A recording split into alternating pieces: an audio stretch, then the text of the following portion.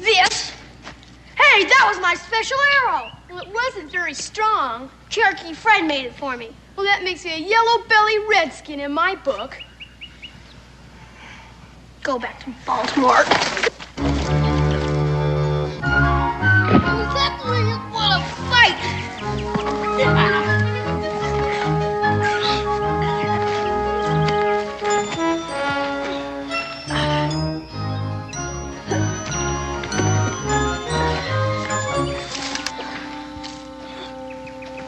Don't eat him, Mr. Dobb.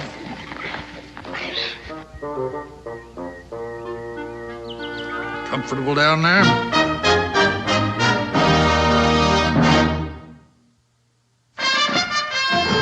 Daniel Boone was a man, yes, a big man, with an eye like an eagle and as tall as a mountain was he. Daniel Boone was a man, yes, a big man. He was brave, he was fearless, and as tough as a mighty oak tree.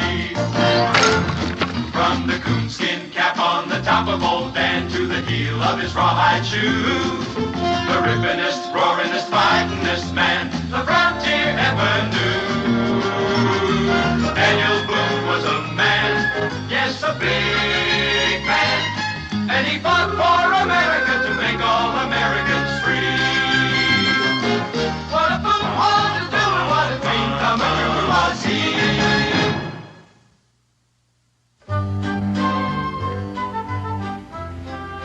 What's that, Mr. Dobb? Yeah, it brings back the same thing to my mind.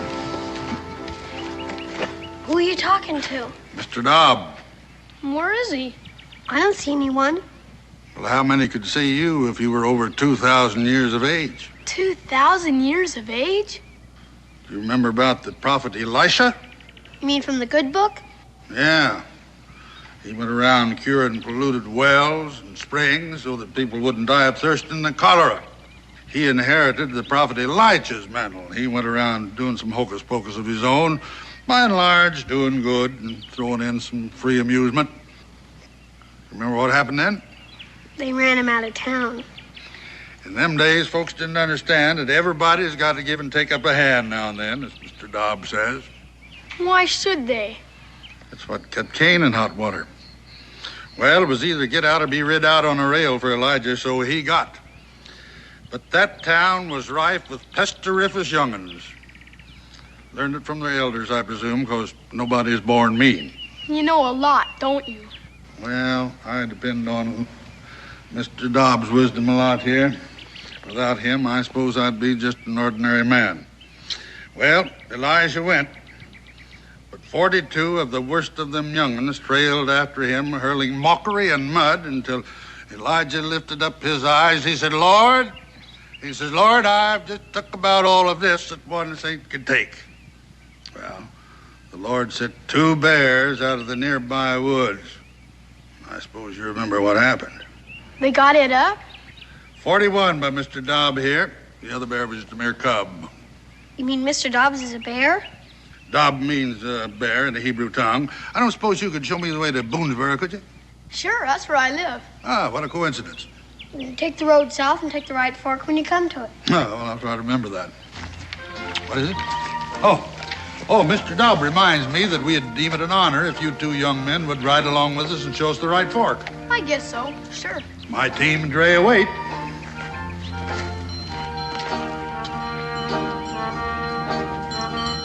Is that your team and Dre? Yep, if you'll find places for yourselves.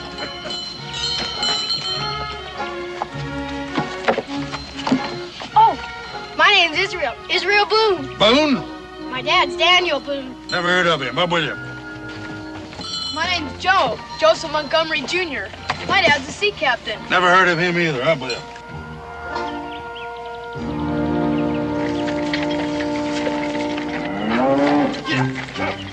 Yeah. Steady, you beast. Steady as she goes. Easy there. There. Now. Hold still now. Jump. Come here, jump. Come here. Now hold still. Hold it.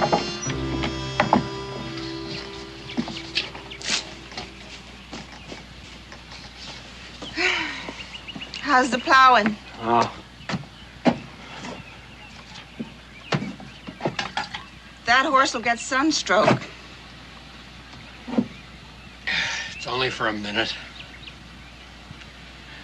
I'll take some water to him. That's my house bucket. Here, fill this up at the well. Oh, nursemaid for a horse. What a way for human beings to live. Well, you chose it for your own reasons. Where is Joe Jr.? There's lots of country around here. I told you to look after him. I tell you to let him be a man. He is still a little boy. Oh, Varna, when I was his age, I know. You were on your first voyage as a cabin boy, living on biscuits and moldy beef and taking the captain's rope end across your back. Is that what you want for our son? Why did I give up my ship, huh? Why did I come to a place where they don't know an oar from a winnow? Because there's room here for him to get away from your coddling and softening, so he can learn to stand up straight in his own feet. I didn't mean to say that. It was an accident.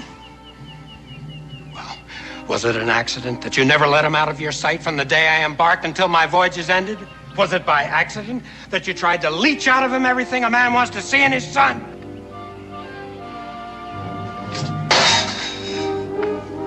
What are you gonna do? Explore Kentucky for him? You won't find him. It's too big. On Springfield Mountain, there did dwell a lovely youth. I knowed him well. Re good to day way, re to day way, to the day, re to the new.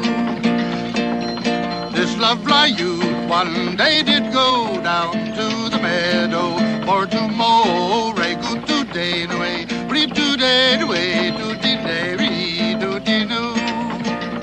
You take the right fork.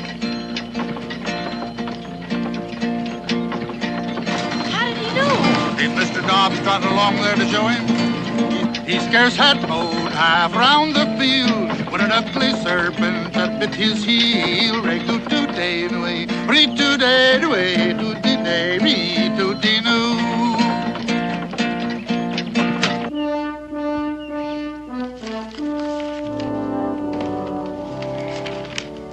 There you are, Daniel. Finest land in the Western Hemisphere. And 1,500 acres of this land that you choose will be deeded over to you, tax-free, when you finish the exploration. Well, I think so. Just trading on Daniel's name and bringing a lot of innocent folks. Oh, you know, Dan, one hand sort of washes the other, so to speak. I think I'll keep mine right. Oh, but Dan, you... Which reminds me, Cincinnati? Yeah. Raleigh? Yes, please. All right, Dan, all right. 2,000 acres. This land is not yours to deed away. Oh, well, Dan, confidentially, we had this fellow in Washington that has connections, you know. That still doesn't change anything. It's still Onondaga land. Well, the whole country was Indian at one time. Yeah, so I heard. Oh, well, now, Dan, suppose you'd have been aboard the Mayflower. Would you just have turned around and sailed right on back home? No, I wasn't there, but the reason this land is still empty is it's held sacred by the Onondaga for the Cherokee Nation. Oh, Daniel, they don't come there once in 20 years. They come there every 7th year to worship. And in the meantime, it's pretty well guarded against desecration. Bunch of unwashed red pagans, is all they are. Well, they're deeply religious red pagans. And they would cleanse the desecration in the desecrator's blood. Of course, that wouldn't bother you. You'd just have your man in Washington send in troops and wipe out all concern. But you would get a funeral out of it that would be writ up in Journal and Gazette. Even if your widow did get skun out of her acres on the grounds that you didn't have time to finish exploring it. Oh, I don't think Mr. Raleigh'd sink that low, Cincinnatus. After all, getting the explorer killed is the only sure way he can get clear title to that land. Now, you would put in a clause protecting my widow's acres, wouldn't you, Mr. Raleigh? Oh, well, Oh, now, come on. I can take a joke as well as the next one. No, Dan, about these acres. If you... Oh, Miss Montgomery. Cincinnatus, I was looking for my son. Joe? Well, Joe ain't been in here today. He's probably out exploring.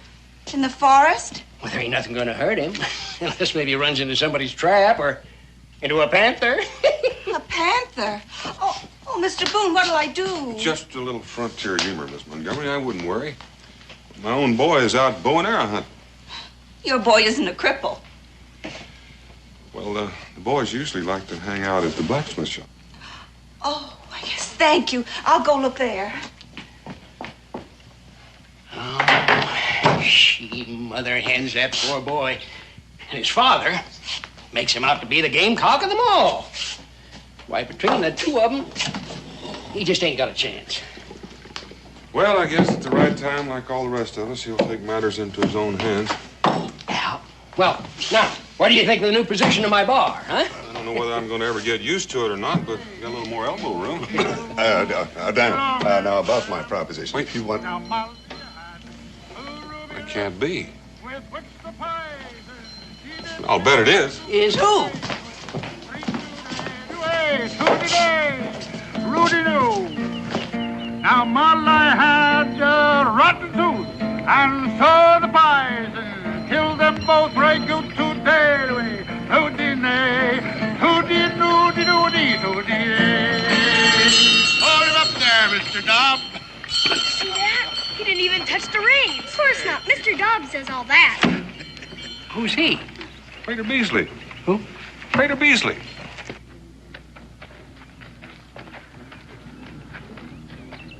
Well, it's good to see you again, Prater. Well, it's good to see you, Daniel. Mr. Dobbs? Oh, as always. Oh.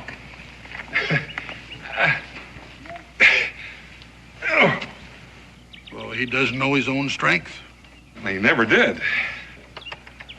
Oh, he wishes me to tell you that he's sorry. Well, tell him not to give it another thought. Well, I've just met your hope for the future here. You said you didn't know my pa. I'm an egregious liar. You are? Ask your pa. What's egregious, Pa? Egregious? Well, a tall tale's an egregious lie.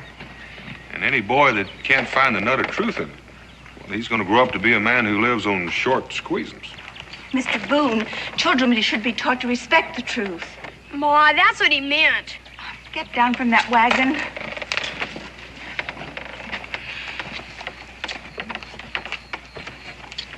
What's happened to your clothes?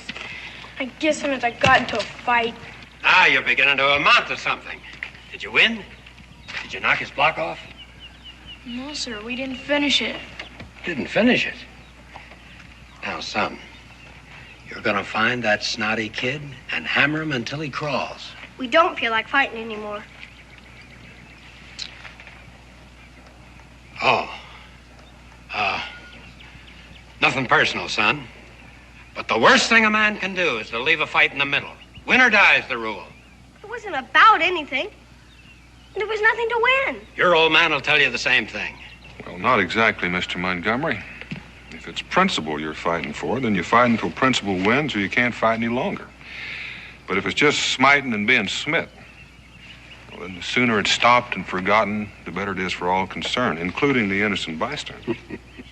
Mr. Boone, you wouldn't last very long at sea.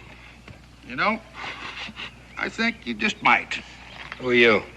Well, everybody knows me. I'm a... Oh, showman, huh? You fight with your tongue. It can turn a man to jelly. Not a man. Joseph. Wait a minute, son.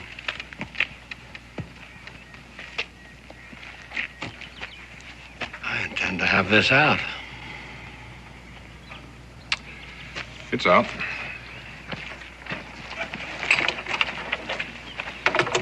Mister, you live under a lucky star. Oh, Dan. Dan, about that proposition of mine. All right. I'll make it 2,500 acres. Free and clear when you finish the exploration. And that is my last word. I wouldn't touch those acres if they were planted and the corn was 6 feet tall. What's the matter, you afraid? No, I wouldn't put it just that way, mister. No.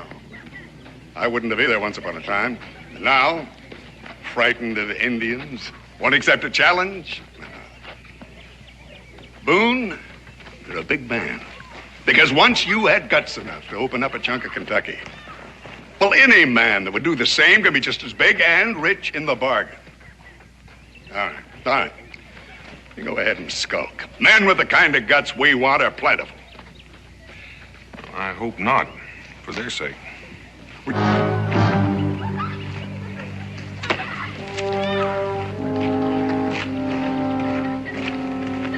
Mister.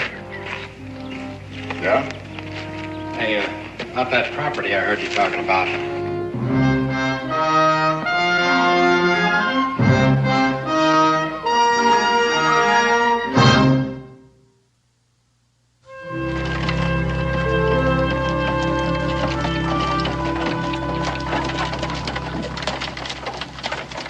Ooh, boy, woo. Hi, young fella.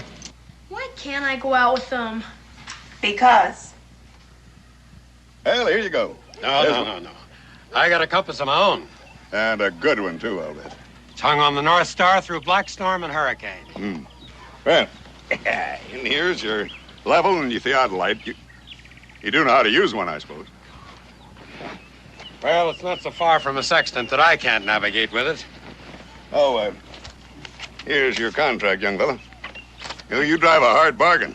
Mr. Rowley, I cut my teeth on London factors and Chinese merchants in Canton. You know, I believe that a brave man deserves riches. I don't begrudge you one red cent. Oh, you do know where the so-called Onondaga country starts up there at the crest of the mountain?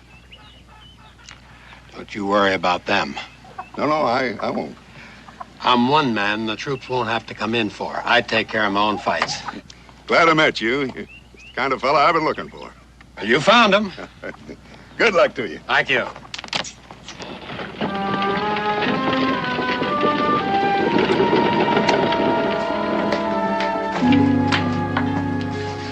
Hey, son. Why didn't you come outside? Now, I've got something to show you. Now, you take this and put it in a good, safe place. All it is our fortune. If what? Varna, don't try to make a farmer out of me. I never did, Joseph. I can guide a ship, but not a plow. I can walk a deck in hurricane, but these cursed furrows shift under my feet. Do you think mountain rocks will be easier? I think so. It'll be more like a deck in a hurricane, I think. Hold your tongue, Joseph Jr. I think the boy's put his finger right on it. Son, how'd you like to go with me? Can I? You bet you can. Go outside, Joseph. Varna, the boy's going with me. Outside.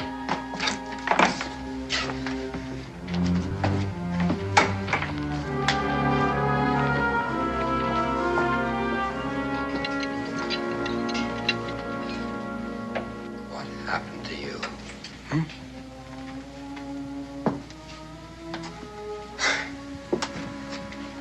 When I first knew you, you were so gay, and so pretty, and so loving.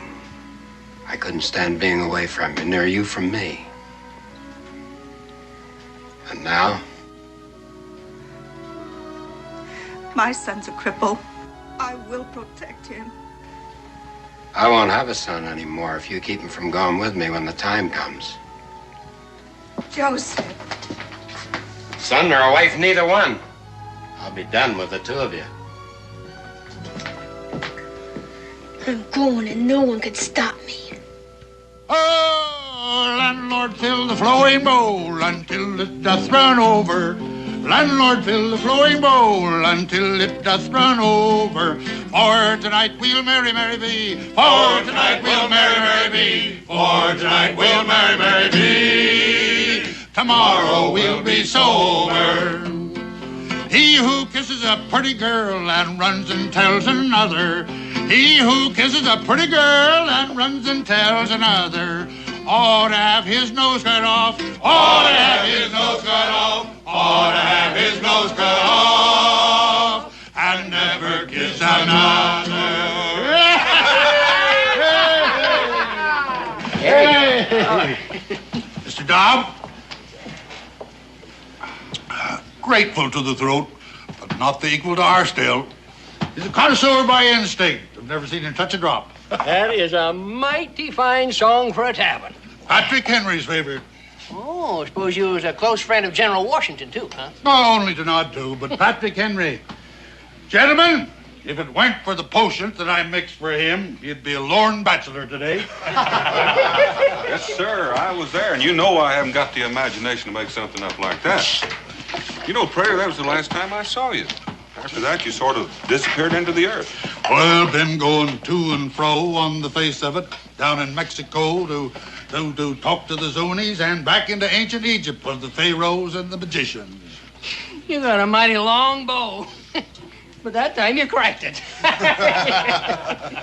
I'm used to disbelief, yeah. Check with Daniel.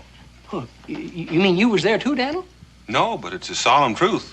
You know, he reads books like you and I read the sky for weather signs. I never thought of that. Well, that's part of what I meant about when I said the nut of the truth of his egregious lies. I'll drink to that. Prater Beasley, you will be missed when you leave here, and that is solemn truth. Well, we ain't going.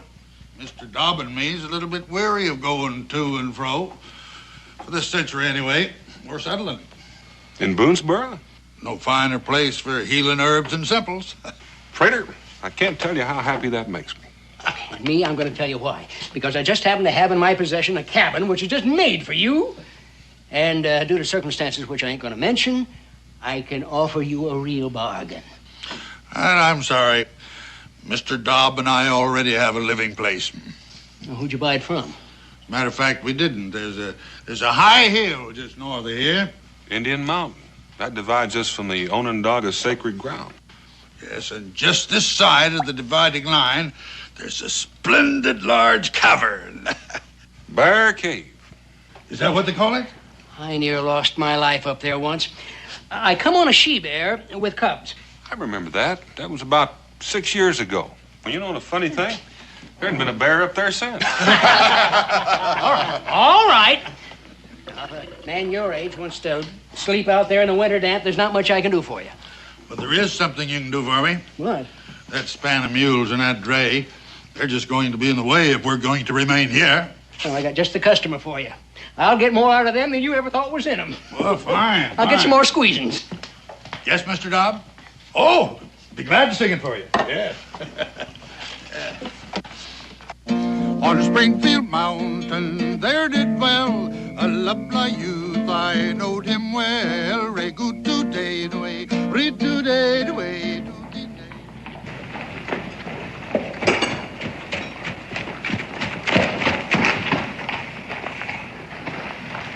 Israel, you better be careful about grabbing those horses' tails. You might get a hold of one sometime and doesn't like it. Yes, Pa. Don't wander off. I won't be too long. If it's all right, I'll just mosey around. I'll find you when it's time to go home. All right, Pa.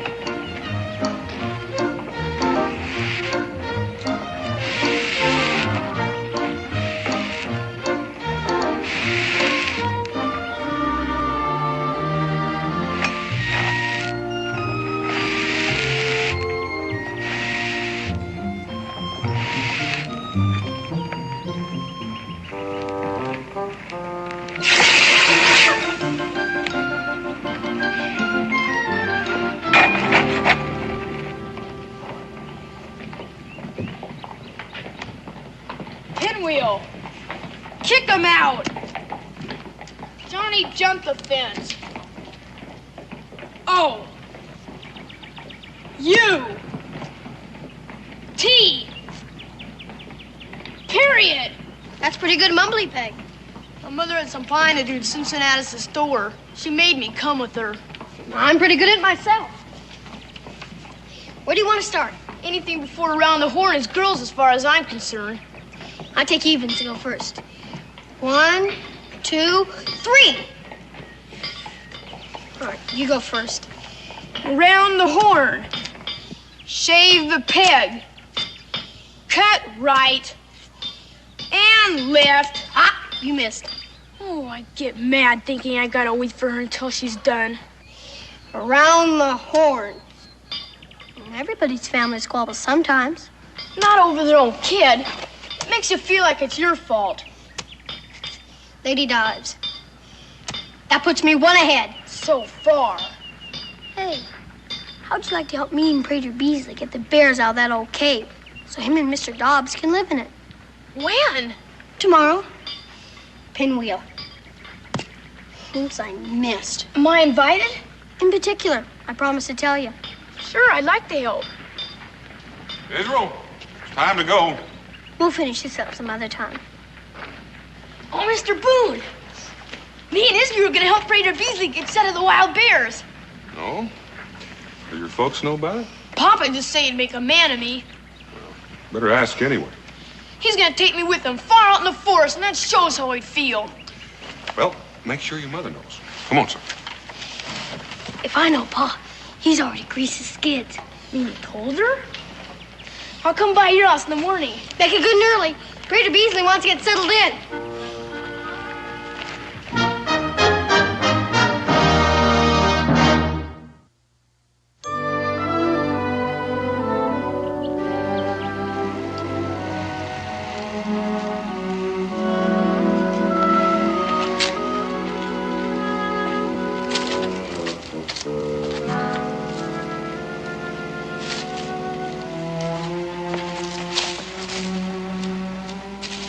Tread softly, boys. We're getting close. I never thought she'd let me come. Told you Pa greased his skids. Joe Jr. Come on out and be surprised, son. He isn't here. Isn't here. Joe? He went out while you were packing that poor horse. You knew this was the day. To be tortured by those wild Indians. Where is he? There's lots of country around here. Varna, I asked you. Do you think I'd tell you if I knew? Varna, I curse you. Joseph. Joseph! I had to protect him. You've got to understand, he's your son as well as mine. Not anymore. I told you. You've won? Now let's see what you can do with it.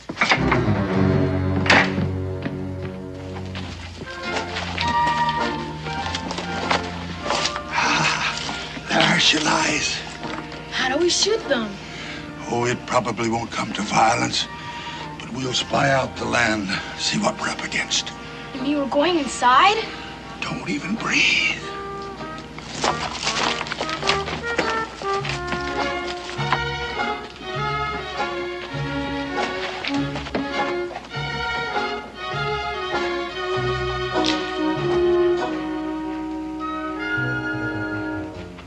Come on, boys, all clear. Well, make yourselves to home. Well, Mr. Dobb has taken care of all. I wondered where he was. Look at him curled up around that still as if butter wouldn't melt in his mouth. Not that I've ever noticed butter melt in his mouth. Boy, look at this war drum. Hold it! Hold it there, young Boone. Well, that's an Onondaga beat. And this is a Sioux war drum. It was given to me by running antelope. Here, hold my pipe. This drum has called many a brave to battle.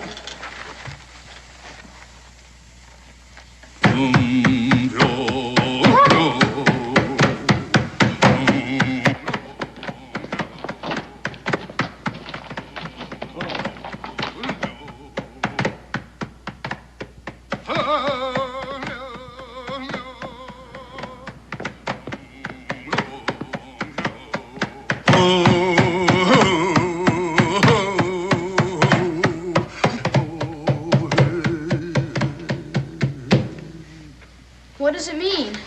Well, it means a man that sticks his head where it ain't welcome is liable to get it cut off. Not without a fight. Depends on what you're fighting for, says Mr. Dobb. And Pa. Not mine. He will. Hammer him until he crawls, no matter who or what. That's all Pop ever knows.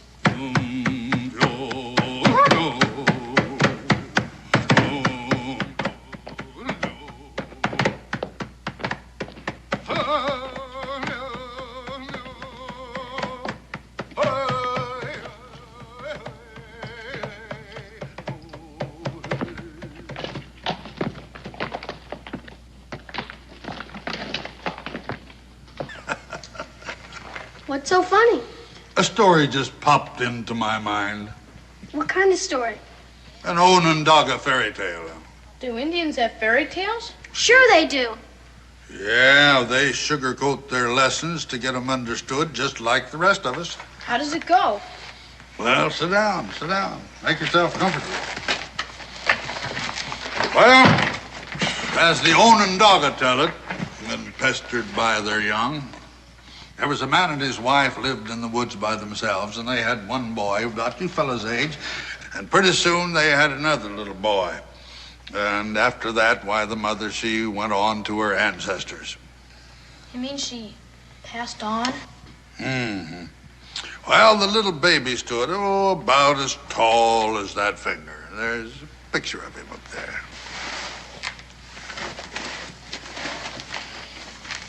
You mean this one? Yes. What could they do with him? Well, his father didn't know. He didn't even know if the poor half-orphaned little tyke would even live. So he put him in a peckerwood hole in a holler tree. All alone? Feeling mighty low about it, but not knowing in his grief and loss what he could do. What happened to him? Well, just watch the little figures there on the bear skin, and then you'll know. Well, lo and behold, if in a few days his brother didn't hear him crying. So he went up there and he fed him some deer soup that he had made. Well, you ought to seen that little mite wade into it. Why, the more he'd eat, why, the more he didn't grow.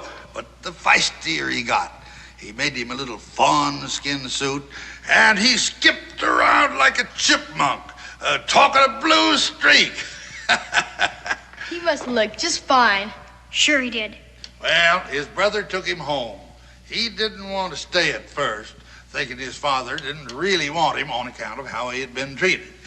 But his father gave him a little club, and he went out and tried it, and he came back as happy as a clam. And he decided that he was going to make that his home after all.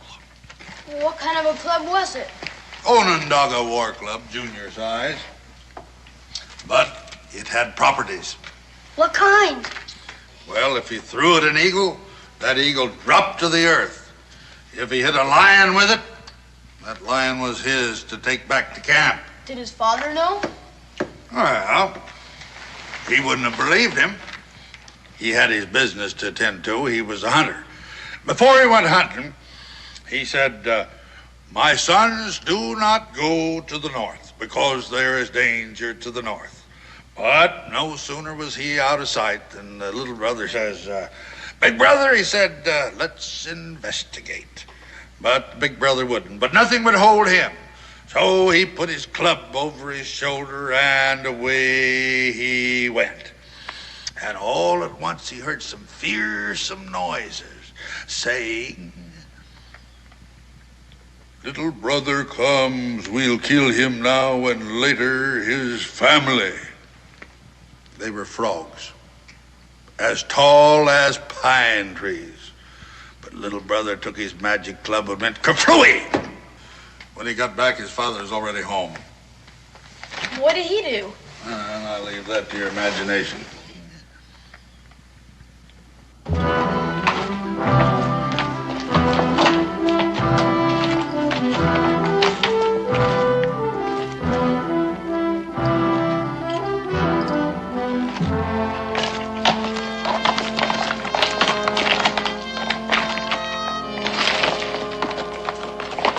This time it was the South.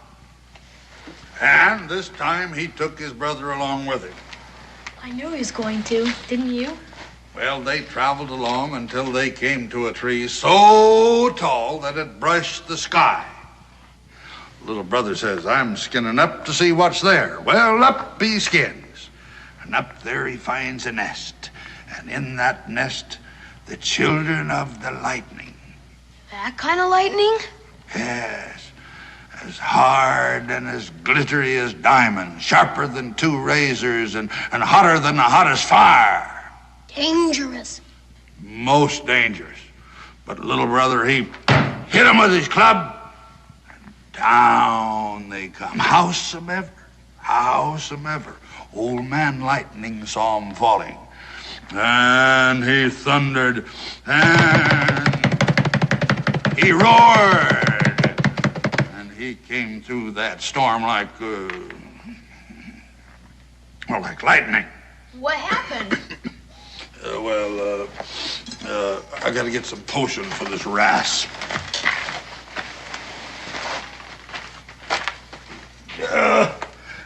Begging your pardon, Mr. Dobb.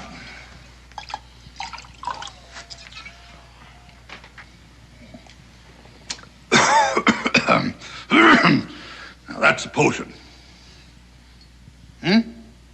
All right. It's better than having you at me with I told you so all the time. What happened to old Lightning? Well, little brother had to hit him twice to vanquish him. Is that the end? No, next his father warned against the east. And no sooner was he out of sight than there was little brother in the east, tangling with a giant they called Stonecoat because his jacket was a mountain that he'd carved out. A whole mountain? He was of that size, but little brother's club prevailed. When he got home, though, he told about it and he got the licking of his life for fibs. He didn't fib. Oh, no. Many, many years later, his father saw the mountain that was Stonecoat's coat. Stone Mountain, they call it now, and handsomely apologized.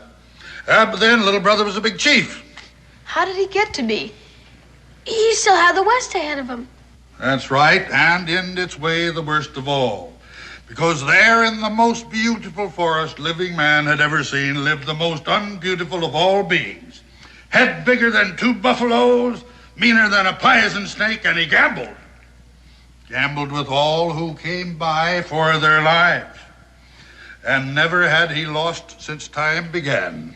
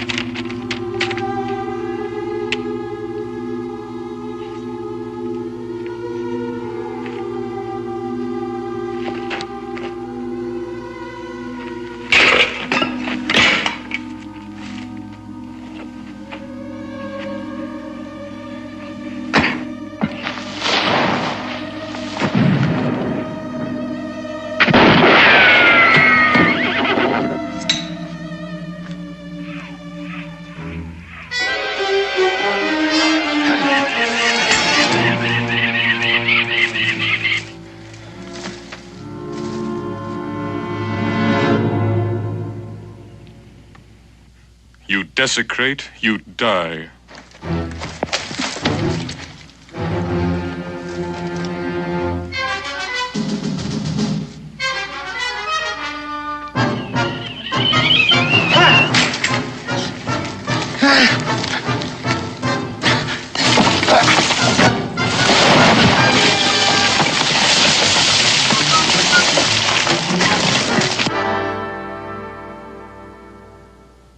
Yeah, well, afterwards, little brother, he let loose all the men that the gambler had there to hold them until he could take their lives. And the prisoners were so happy, they asked little brother to stay on as their chief. And he did. Well, not right away, no. He thought about it this way and that way, and finally he said that he'd be honored if they'd let him bring his relatives.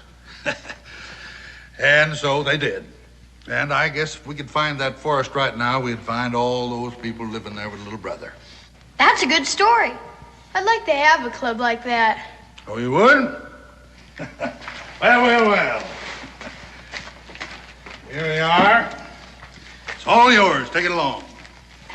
Thank you very much. Thank you. Thank you. All right, boys, on the way. I got work to do now. Get along. You work? Well, yes. Mr. Dobb here is a great physician, and I mix all of his medicines. Thanks for the story. You're welcome.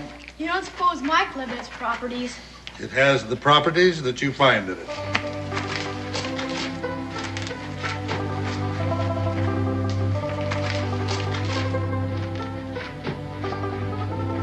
I bet I do find properties in it. Sure you will.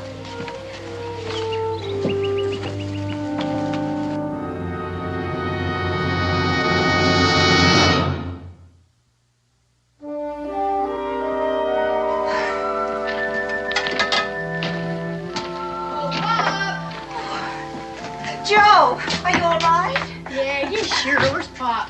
Oh, what's that? My Onondaga War Club from Prater Beasley. That man gave you a war club? Oh, Joseph Jr., take a care. I want to show it to Pop. Your father isn't here. Is he still out in the barn? No. You sit down. Your lunch is ready. Where is he? At the fort?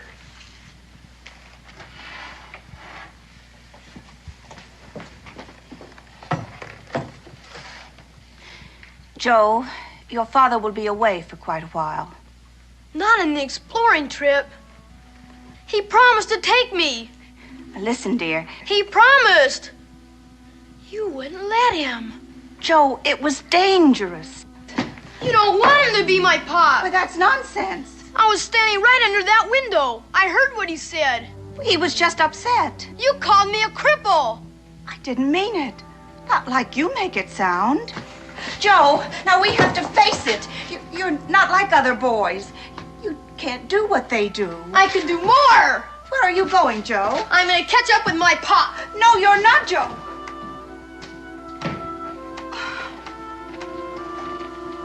Oh, Joseph.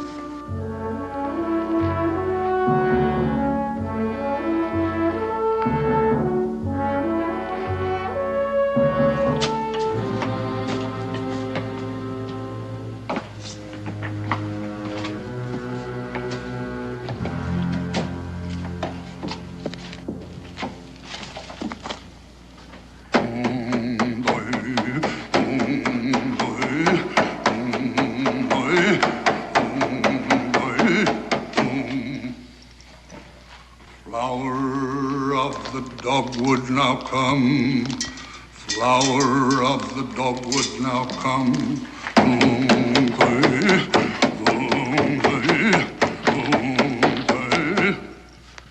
Spirit of the red berry, arise.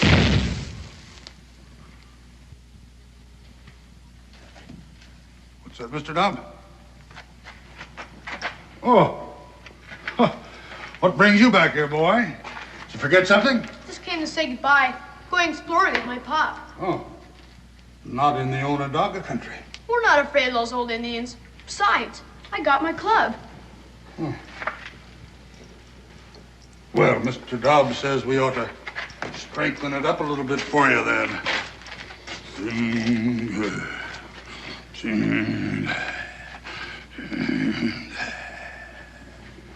Yeah, that ought to do it. Thanks. Bye, Mr. Beasley. Goodbye, boy. Now take care of yourself. Yeah. I agree with you, Mr. Dobb. We ought to keep an eye on him. No offense to solemn things.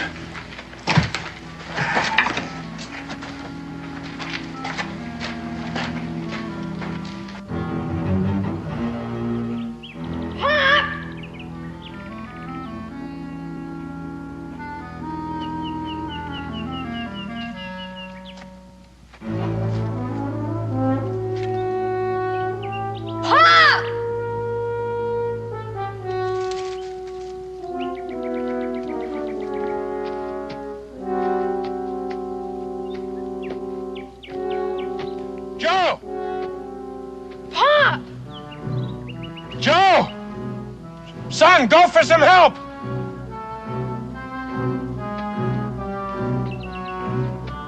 Son, no!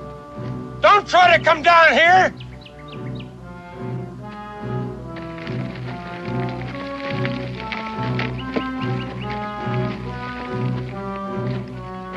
Joe, do what I tell you! Go get some help!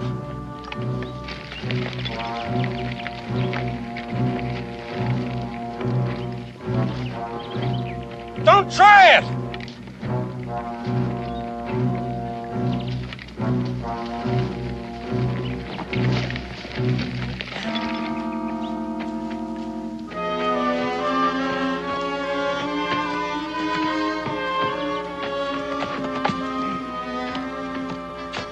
Joe. Don't worry, Pop. I'll get it off. Why didn't you listen to me? You could have fallen and hurt yourself coming down there. I was all right. See, Pop, I would have come with you if I'd known it was today. I didn't know. I wanted to be with you, Pop. All right, never mind, son. Come on, let's try it. Here. Again. No. No, it's no use. It's too heavy. You gotta go get somebody. I'm not gonna leave you.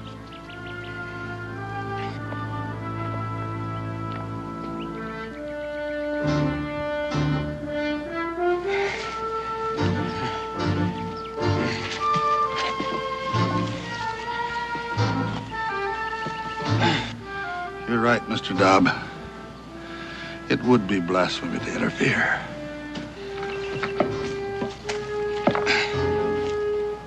Yeah. That's it. Oh.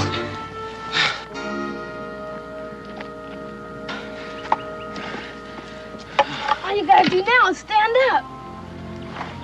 I can't stand. You've got to. I can't stand. It'd be dark before I come bring anyone. Here, I'll help.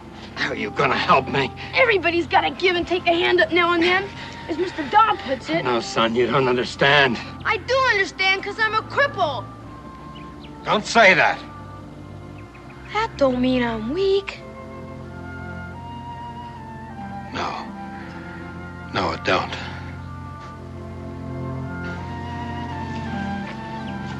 Here, I'll lean on this. You lean on me. Put your hand on my shoulder. Thank you, son. We'll make it between the two of us. Well, maybe I can help. Which leg is it? This one here? Yeah. Well, we'll see to it. Well, you won't need that anymore. We'll leave that for the Onondaga. He'll understand. But you said I'd find great properties in it. Well, you found them. Confidence, friendship, and the courage to know yourself. Now, we'll leave it. Another little brother may find the use for it. Well, come on, let's get aboard. Let me help you here.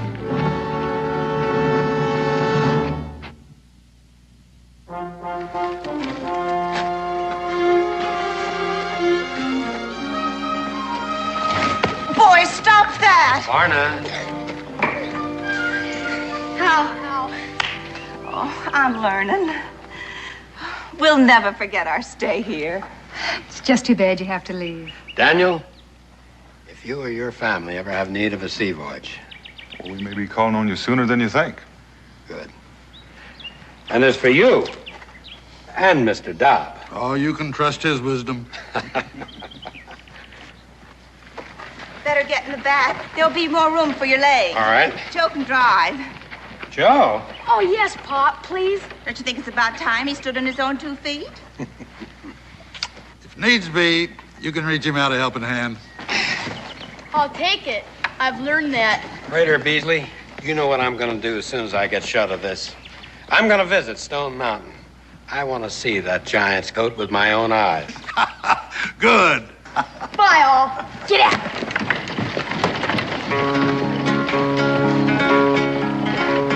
If ever I get married again, it'll be for love, not riches.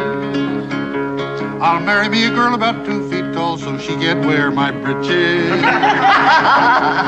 Her inktum dinktum Terry, her eyes were blue and her cheeks were brown, and they called her Devilish Mary. Go ahead, son. Thank you.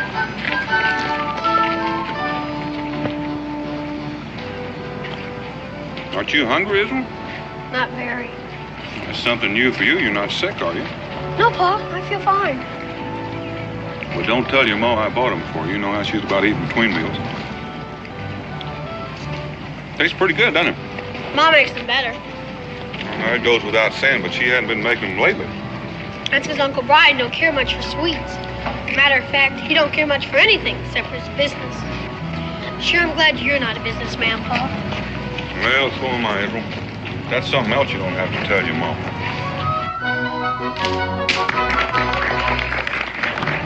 Looks like something's going on up the street. Shall we have a look? If you want.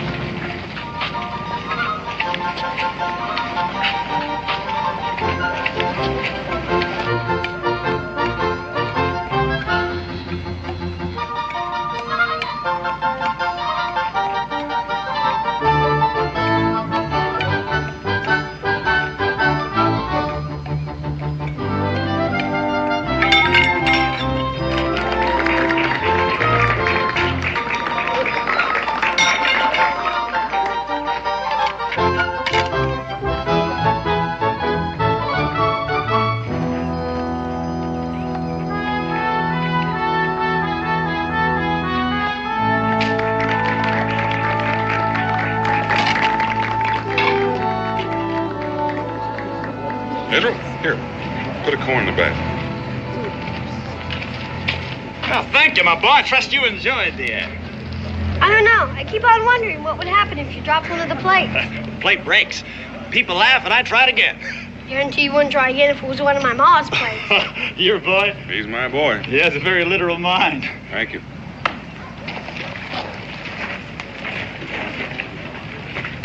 Paul? What does he mean by that? No, that's something you don't have to worry too much about, Israel. Israel? You know, it seems to me you're not having too much fun in our little outfit. I'm sorry, Paul. I guess I just ain't cut out for city living. Well, neither am I. To tell you the truth, I'm starting to get a little homesick myself. What do you say we go in back and help your mom pack so we can start home early? I'm ready anytime you are.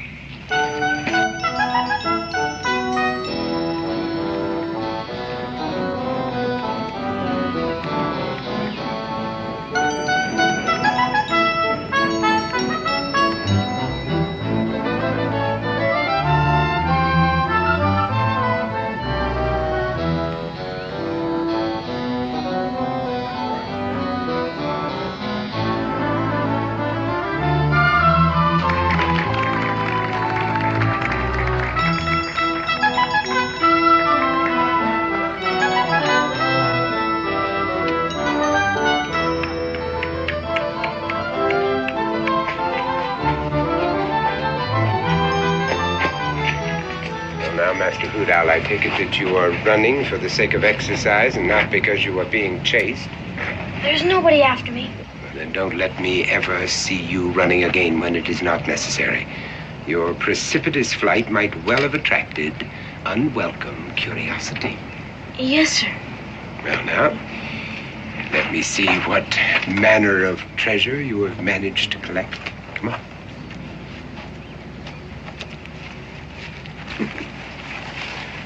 And I'm happy to see that you have learned discrimination. Never rob a poor man. The jail sentence is exactly the same, and the rewards are not worth the risk. Did I do all right? You did very well, my boy. Yes. It does credit to your concentration on your lessons and my teaching.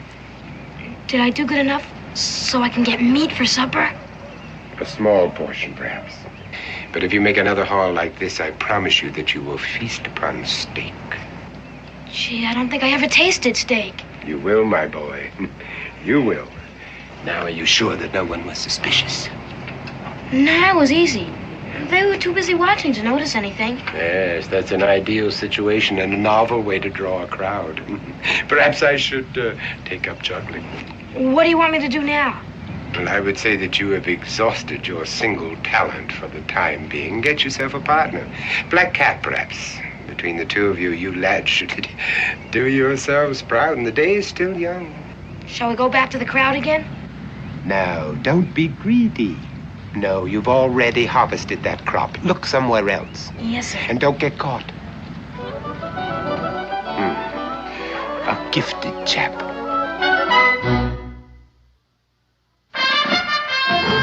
Daniel Boone was a man, yes, a big man, with an eye like an eagle and as tall as a mountain was he. Daniel Boone was a man, yes, a big man. He was brave, he was fearless, and as tough as a mighty oak tree.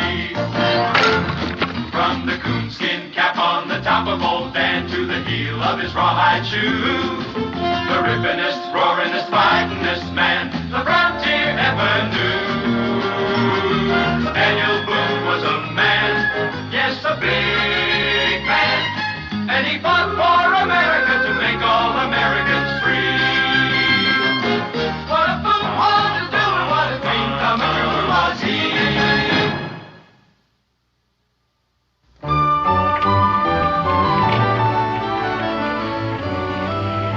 Uncle Brian, you've been wonderful. But I'm afraid we've upset your life for the last month. Not at all, my dear, not at all. 5 weeks, to be exact. It's a good thing for me to have a break in my routine. Best thing in the world. Why don't you make a fresh start and come on out to Kentucky with us? No, Daniel, no. Not until the coach goes farther than Richmond. My poor feet, you know. You'll likely be returned to the Virginia Assembly next year. I'll see you then. What about you, Israel? You'll come again, too? Well, maybe. Pa insists on bringing me. Israel. Well, I don't mean anything about Uncle Brian, Ma. It's just there are no kids here. I miss the woods and the streams. It's lonesome. All you have to say is thank you, and I'd love to. Honesty, Rebecca.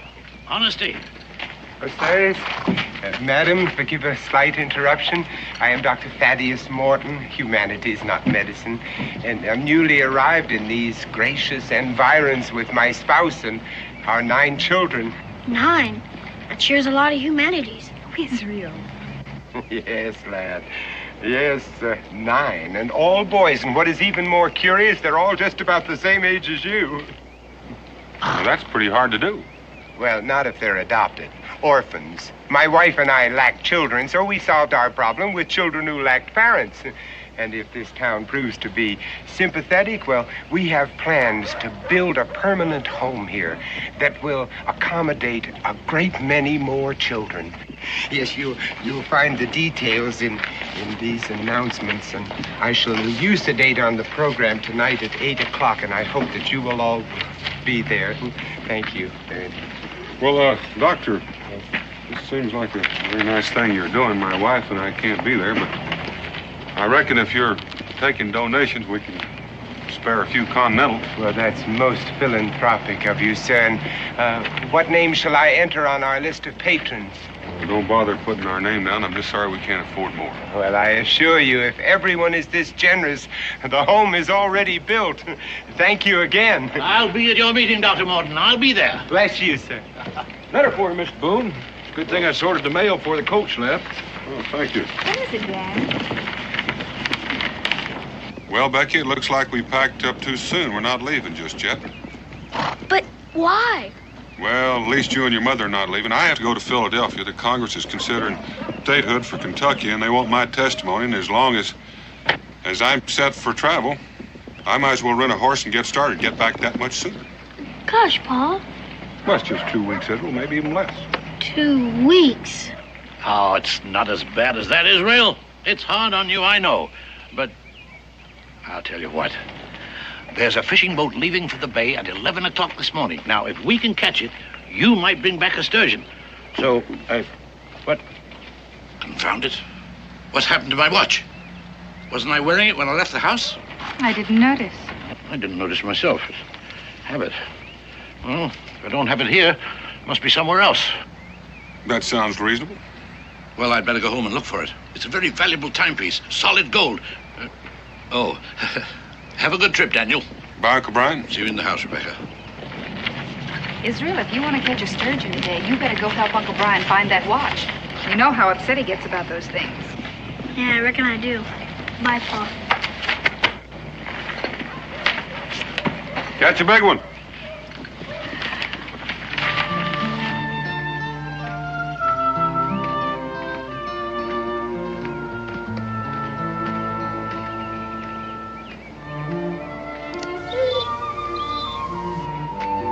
Hi, boy.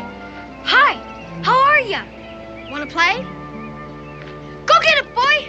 Go get it.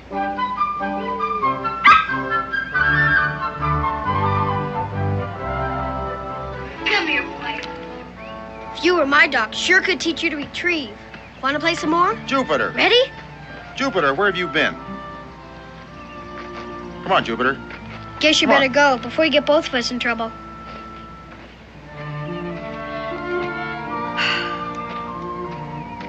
Boy, around this town, they don't even want their dogs to have fun.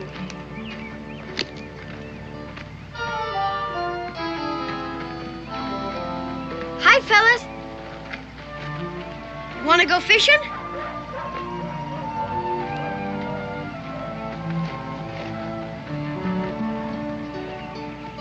Two more weeks, brother.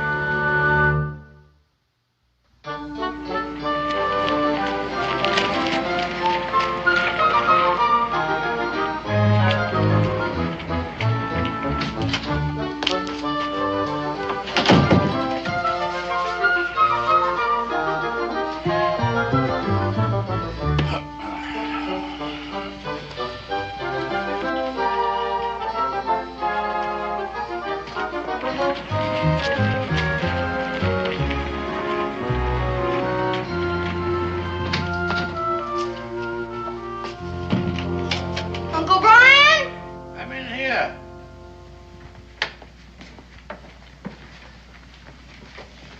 Find your watch yet? No, otherwise I'd stop looking for it. I remember I had it here last night. I was writing a letter. I laid the watch out where I could see it, because I promised to meet Mr. Stevens over at the warehouse at 8:30. Oh, Did you meet him? of course I met him. Bought 1,000 pounds of indigo. Well, then you must have taken it to the warehouse with you. True, then why would I leave it there? Maybe when you came home, you put it on your dresser. Then you went to bed. Ah, perhaps that's it. I'll go look. Yes. Yes. I always put it on the dresser when I go to bed. At least I think I do.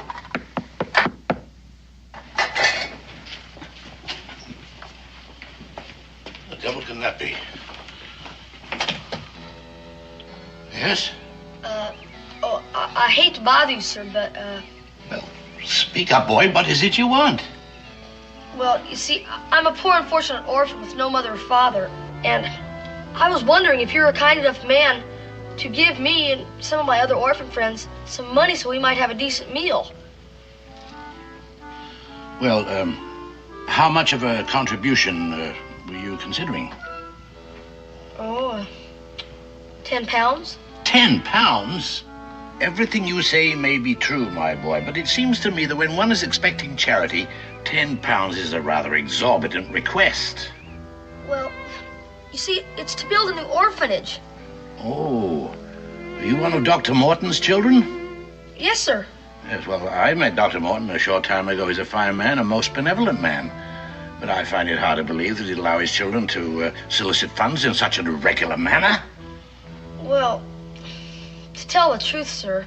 Aha, the truth. Yes, now, you're trying to collect money for yourself, isn't that it? But, sir, I really don't know the value of money, never having any. Except maybe a shilling or a penny. That doesn't answer my question. Well, the truth is, sir, I'm pretty hungry. Doesn't Dr. Morton feed you? Oh, yes, sir. Except I miss supper and breakfast and... Oh, well, you just wait here a moment. But I can't wait, sir. If I don't get food pretty soon, I'm gonna starve. You... Come on. What was that little beggar up to? Ran off just when I was going to get him some food. I don't think you understood what you meant, Uncle Brian. Well, I didn't understand what he meant either. First saying one thing and then the other. Gosh, if I could have talked to him, maybe we could have made friends. Well, he's likely to need a friend. Did you find my watch? Wasn't in the bedroom. Oh. Kentucky, a guy wouldn't have to beg. All he'd have to do was go out and get some fish. Fish?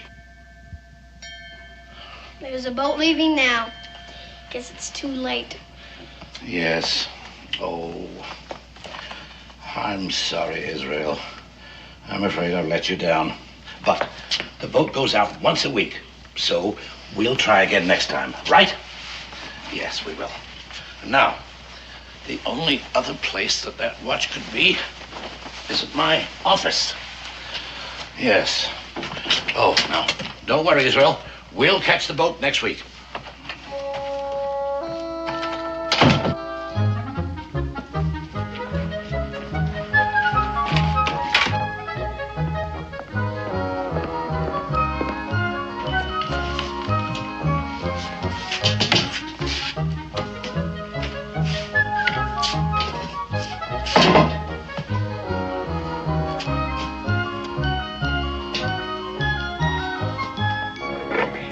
Enough? Never seems to be enough. I'm not sure a broken pipe is worth very much. And what about the silver box? Hey, yeah, that looks pretty good. But if we want to stay off bread and water, we better get some more. Use the confusion method. Yeah, I like confusion better than distraction. Distraction always scares me. This box has got some kind of powder in it.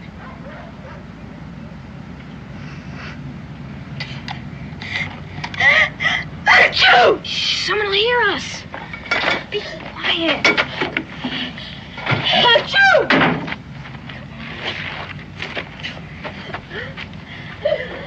Achoo!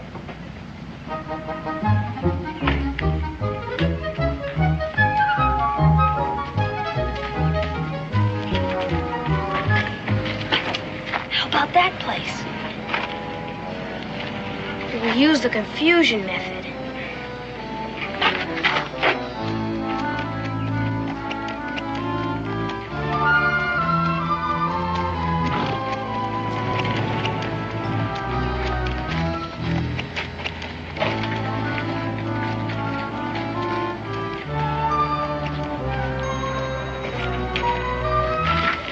Watch out where you're pushing.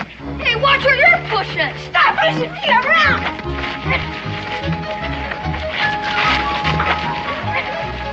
Hey, stop it. I got what you want. Stop it. Get out of here. Hey, what are you shooting me for? I'll get you. What are you doing? Boy, stop that. Stop that, I say. Hold on there, boy. Who are those friends of yours? I don't know. They weren't very friendly. You come right here. What's in this bag? Just some stuff to eat. None of your sass, boy. And if any of my silver is missing, you're going to jail. But I didn't even touch your silver. I'll help you pick it up. You keep your hands off that. Here, come back here, you. What'd you get? I got this. How about you? This. That'll be enough. Let's put them in the sack. Maybe after this we'll get some meat for a change. Yeah. Hey, Phyllis! Hey, it's that kid that helped us get away. He seems to know all about the confusion method. I'll say, he's got a whole sack full. You're friends again. We weren't mad at each other. You mean you were just playing? No, we were working. Hey, what you got in the sack? Rob.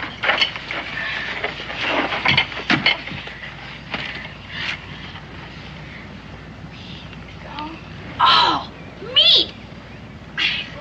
Boy. 2 kinds of meat. Now, this is for dessert. You gotta eat the other stuff first. Like you think we won't? You stolen stuff? Well, I don't know if it was exactly stealing. I just didn't have time to ask for it. Hey, he's just like us. We hardly ever ask for stuff either. I'm Black Cat Jack. Black Cat? And I'm Hoot Owl Tom. Hoot Owl? Yeah. What's your name? I'm Copperhead Izzy. Hi, Copperhead. Join the gang. Wait a minute. Let's do this the right way.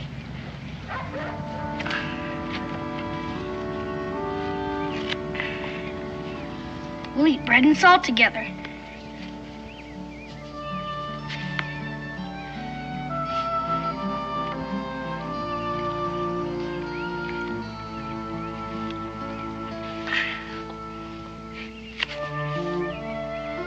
Now we're brothers for life.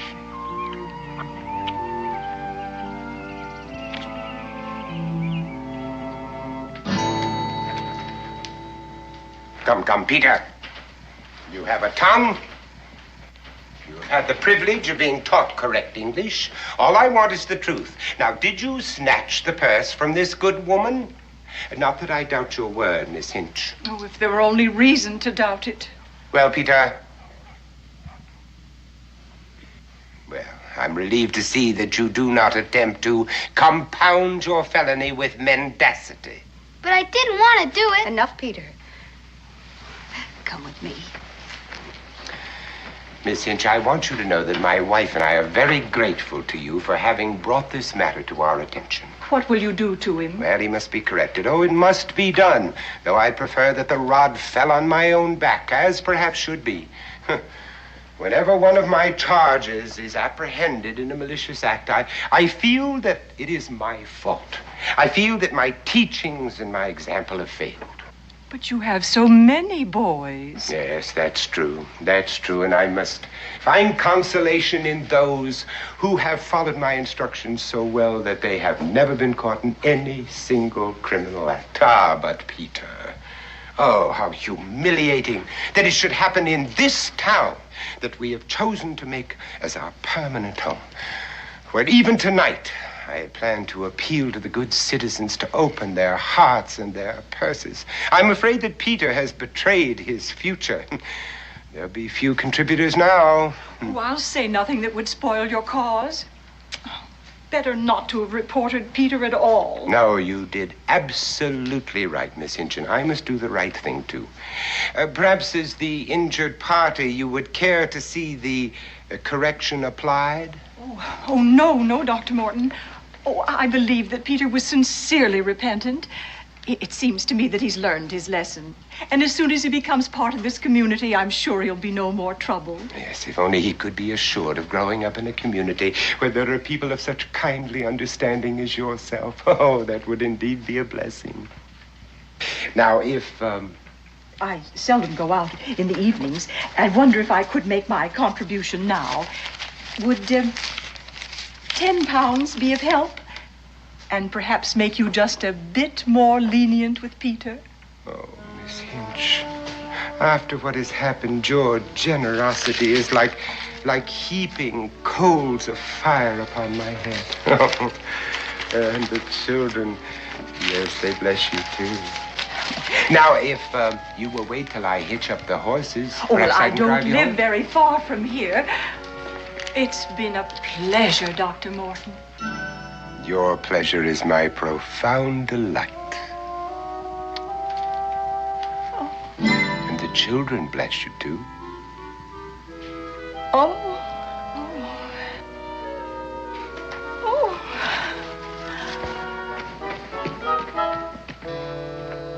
Come, children. Come inside, close the door, and find your seats.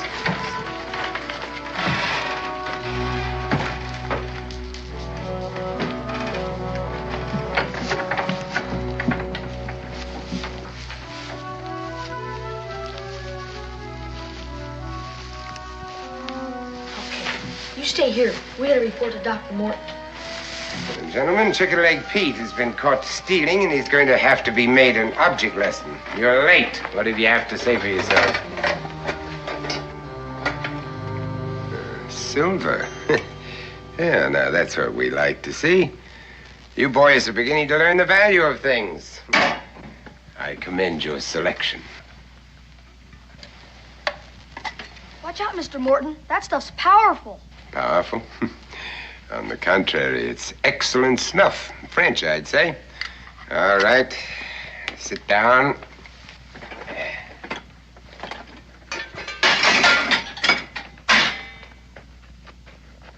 As I told you, Chicken Leg Pete made a serious error, but just so that you boys will thoroughly understand, we're going to reenact the attempted crime.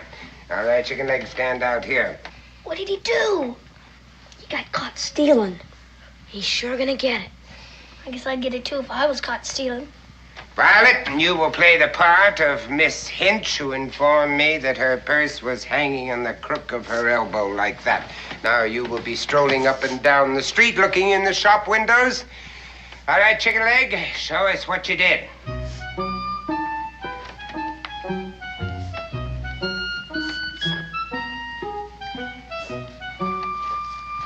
Thief!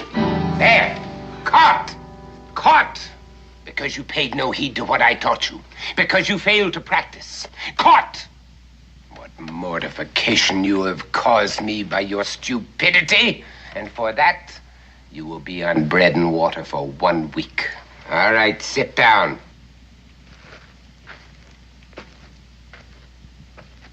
Black Cat, come here. Why does he always have to pick on me? Now, Black Cat, this is a solo job. You want that lady's purse or its contents. Now, employing the skills that I have imparted to you, what method would you use? I guess the sympathy method. Very good. Demonstrate. All right, Violet, stroll.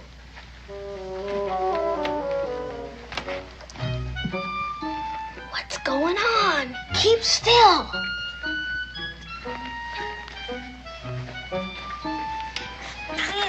I have a nosebleed. Not my sleeve. Here. I'll get you a handkerchief. Ah. Black Cat's pretty good. Oh. It's all right now, ma'am. Excellent. Excellent. Just as I taught you. But that's That's not right. He's teaching you kids to steal. Somebody's got to stop him. Who is that? Come here. Stranger, huh? You're not quite a stranger. I met you on the street by the coach, but I didn't get your name. Boone, Israel Boone. But you told me in Hoot Owl you were Copperhead Izzy. That was just a play name. You and Hoot Owl, eh? So you're the ones who brought him here, hmm? In violation of my absolute rule, never mingle with strangers. Hoot Owl, up front.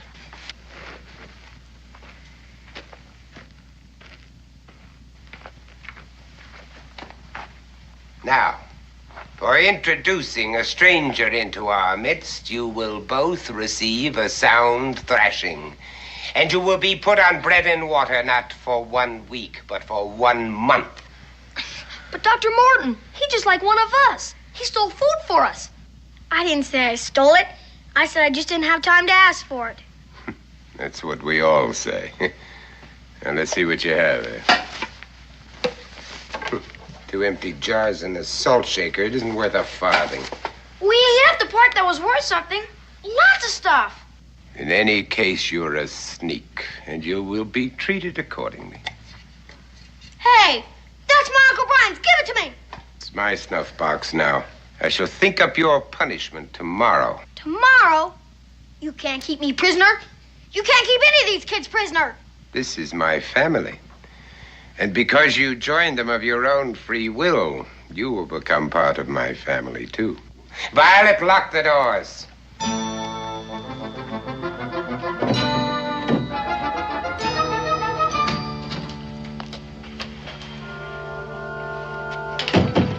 Uncle Brian, is that you?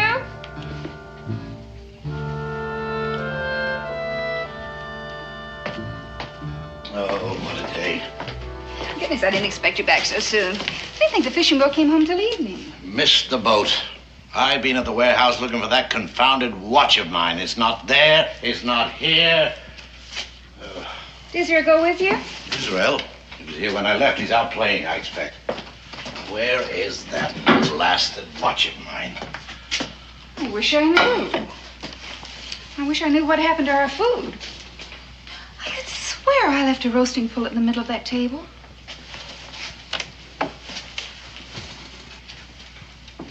And there's a loaf of bread missing.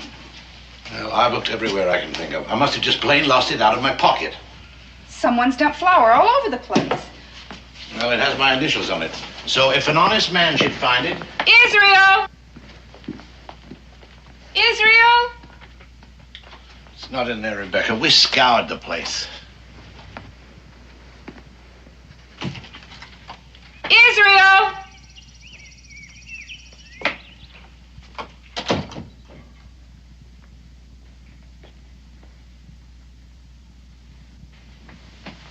Israel Boone!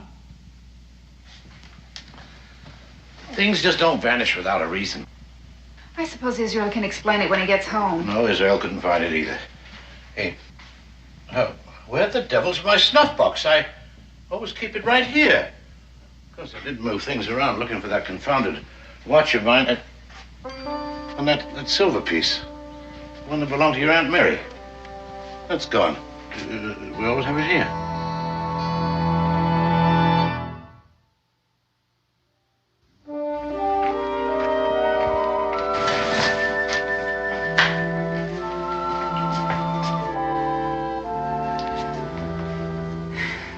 Stay away of this long unless something's happened to him. And why did he go off and leave his coat hanging in the hall? Now, Rebecca, you know how boys are. They get interested in something and lose all track of time. And he doesn't have a watch. Watch, oh. Uncle Brian, how disappointed was Israel in not going fishing? Well, it's hard to say. I think he was more disappointed in me. I didn't keep my promise to him. Why? All that food missing. And he was longing to go home to Kentucky. Oh, I see what you mean. You think he packed up and headed west? No. No, he wouldn't do that. He wouldn't run away. It's impossible. Well, it's not impossible at all. He didn't like it here. I disappointed him. It's the most logical thing in the world. He had to show his disapproval of me, so he packed up and left. There's just one thing wrong with that. I hadn't disappointed him. And he wouldn't hurt me just to get back at you. You're quite right, my dear. Quite right. No, he'd never do a thing like that. There must be some other explanation. He could have been carried off by force. It happens all the time. Kidnapped? Well, I was just exploring the possibilities a process of elimination might arrive at a solution. Suppose someone saw you leave the house and thought the place was empty. They came in to burglarize the house, and Israel caught them in the act. Very sound, Rebecca. Very sound. It fits all the facts, and it explains my missing snuff box. Now, my dear. No time for that. Time for action. Yes. I'll go and see the bailiff. I'll tell him what you think, and we'll post a reward for Israel's return. Well, I'm going with you. No. No need for that. It'll just upset you all the more. I couldn't possibly be more upset than I am now. But the boy might come back while we're gone. If he does, he'll stay. And I'll go out of my mind if I have to sit here and wait by myself.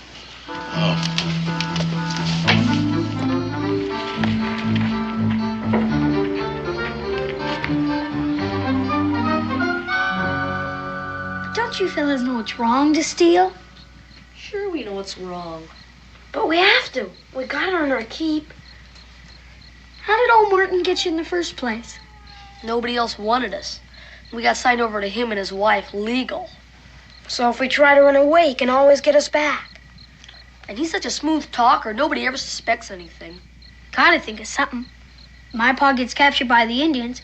He always gets away. I feel a lot better if we could escape without any help. But I guess it doesn't matter much anyway. We'll escape in a few days. How?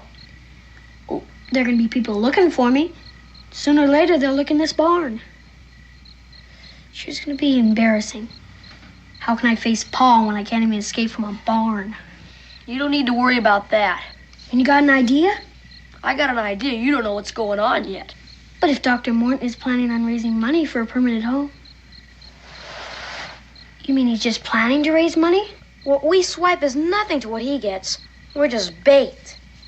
He goes to those meetings and makes speeches about us poor orphans. My Uncle Brian was planning on going to that meeting.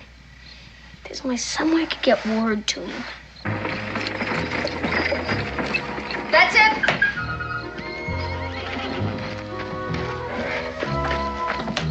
All right. Round up the boys. All right.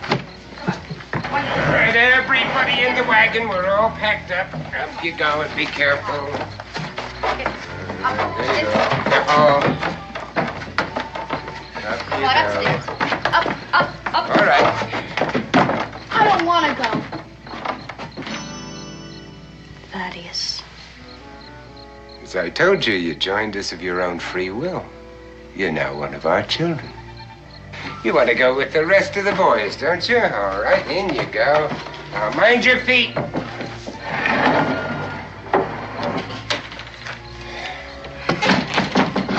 Thaddeus, I'm still worried about people looking for that boy. I think we ought to leave right now. We can drop him a few miles from town, and by the time he gets back, we'll be safe. No, my dear. Never lose confidence. Maybe I can get a message, Uncle Brian. I know where his watch went now. Dr. Morton took it this morning. Is this the trunk with all the loot? Yeah, but it's no use. Dr. Morton's got the key. Well, he was teaching you to pick pockets. Didn't he ever teach you to pick locks? Yeah, but I need a tool, a wire or a hairpin. I have a knife. No, I need something that bends.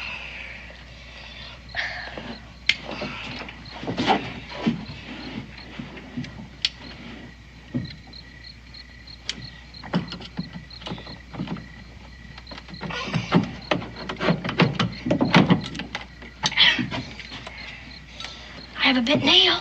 Yeah, that might work. After I leave for that meeting, drive the wagon into that patch of woods south of town. And then if anything goes wrong, the people will be looking for me here and we'll simply vanish into the night. Boy, if Dr. Morton catches me at this, we're in big trouble. You want to escape, don't you? Why else do you think I'm doing this?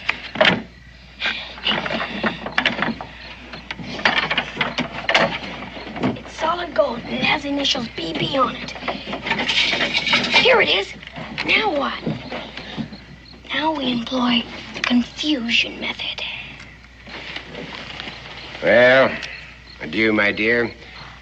I'll see you in the sylvan glade, my pockets lined with gold. What's that racket? What's all that noise going on in there? Be quiet.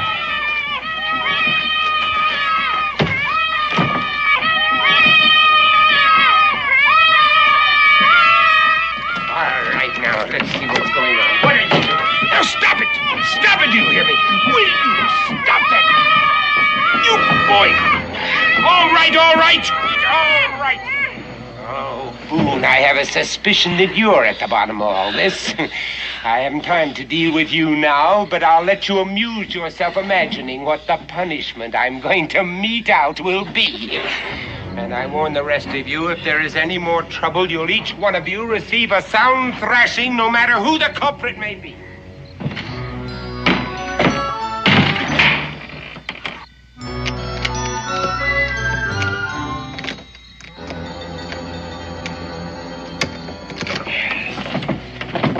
You'd better be on your way. Did you get it? Well, did you get it? Now, this might not work. But we have a chance.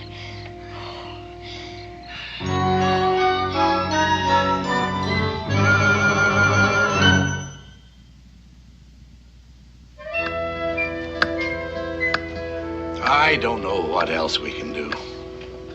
We've posted a reward. People are out looking. I can't understand why there's no word from the bailiff yet. Well, there must be some answer. If only we could find it. Well, we've tried everything, and we don't have an answer yet. The thing I don't understand is the missing food.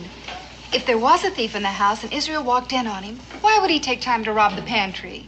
Well, it could have been he was hungry. Israel could have walked in on him robbing the pantry. Logical, my dear. Very logical. And we know there was someone else in this house besides Israel. Israel would never steal. Food. Food. Rebecca, before I went to the warehouse, there was this beggar boy came to the door. Beggar boy? Yes, I remember him distinctly. He was an orphan, about Israel's age. Uncle Brian, you never mentioned this before. Well, it slipped my mind, and I didn't think it was important. Oh, please, Uncle Brian. What did he look like? What did he want? Well, he wanted money for the orphanage. He wanted this, he wanted that, 10 pounds, a shilling, old clothes. He finally even asked me for food. Did you give it to him?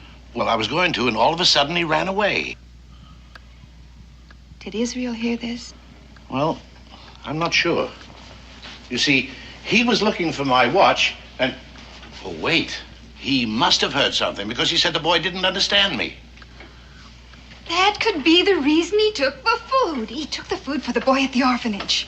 Yes, but he should be back by now. It isn't that far. Well, he stayed. He made friends with the boy, and he forgot about the time.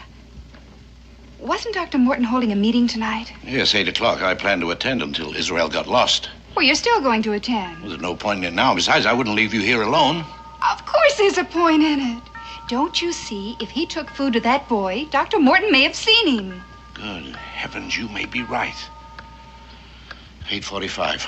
All right, Rebecca. I'll go to the meeting. And if I miss Dr. Morton in the meeting, I'll find him later. Where are those orphans now? In that old barn just north of town. Oh, I think I'll go out there. Israel may have found himself some friends. Yes.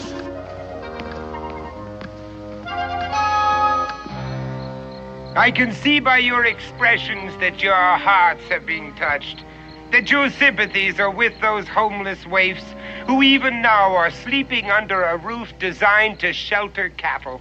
They have wandered like the beasts in the woods, with only my wife and myself to serve as their shepherds. But they need more. They need a community of upright people like yourselves, men and women who can give them examples of honesty and industry and generosity. Generosity must come first before all of those other blessings can follow. And so as I pass among you, I beg you to consider that my hat is simply a safe repository from which your benevolence may pay dividends for generations to come. Thank you, sir. Thank you. And thank you, Matt. Thank you very much. That's very good of you. You know, you are buying the ground on which those children are now sleeping. Thank you. And in place of that miserable hovel in which they live now, thank you. Bless you. You are building a temple to human kindness where not only these orphans, but many other orphans in years to come may go and seek shelter from the storms of life. Oh, what joy you people give me. I just could weep. I really could. You know, there are no words to express my gratitude. Thank you. But you will hear it in the voices of the children. And I must go now and let them know of their great good fortune. And I beg of you all to appoint a trustee of your own choosing from among yourselves with whom I may deposit these funds in the morning. I wasn't sure I'd make it in time. Well, you were spared my speech, but it's not too late to make a donation. Oh, yes, of course. But I really came here on another matter. Now, most of you already know that my grandnephew, Israel Boone, is missing, and I have offered a reward for his return. You met him at the coach this morning. Yes. It must be very, very terrible for you and your contribution, sir. That's a very handsome one. He'd been at loose ends and lonesome being a stranger here, and I thought he might have struck up an acquaintance with one of your orphans. Well, I really don't know anything about that, but when I get back, I'll rouse them and ask. Yes. Your contribution. Yes? What is it? I was just looking at your watch chain. I have one exactly like that. Very coincidental, your contribution, sir. What I mean is I had one just like it, and I lost it. And the first time I missed it was right after talking to you this morning. Well, my wife will be expecting me now. This is my watch. My initials were engraved on. After him. He's a thief. He's robbed us all. Get him. Captain.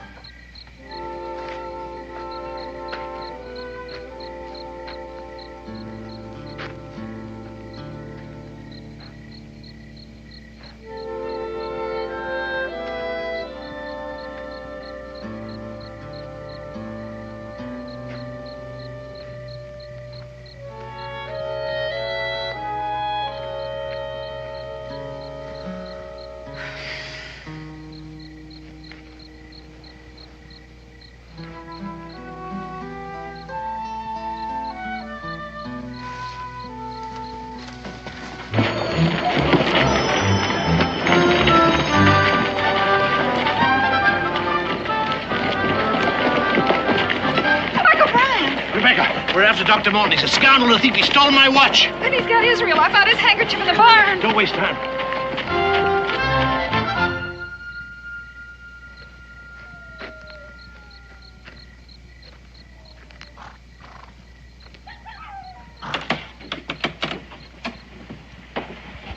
How's everything outside? It's all clear.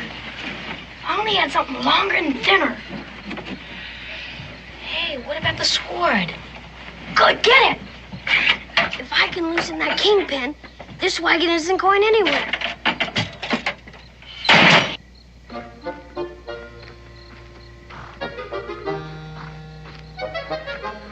What's that noise? What's going on in there? I knocked over the benches, all. Well, sit down and stay put. I don't want to hear another sound out of any of you. Yes, ma'am.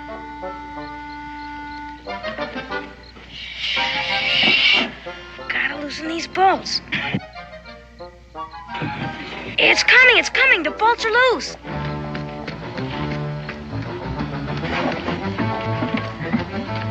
It's Dr. Morton, and he's running fast. What happened? Boone brat, he double-crossed me. You mean they're going to come after us? Yes.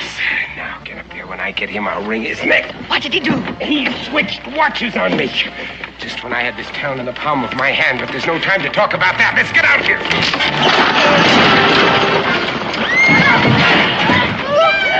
Oh, stop crying. You're not hurt, but somebody's going to be. This is the Boone brat's doing. Oh, I'm going to give him the thrashing of his life. And you too! You too! You think that you can outsmart Thaddeus Morton and get away with it, do you? Oh, you cursed little pumps! Wait till I get my hands on you. All right, come up here, all of you. Come on up here. Boone! Boone, where are you? Come up here. I'm going to teach you a lesson that you... Stop where you are, Morton! Israel! Oh, Israel!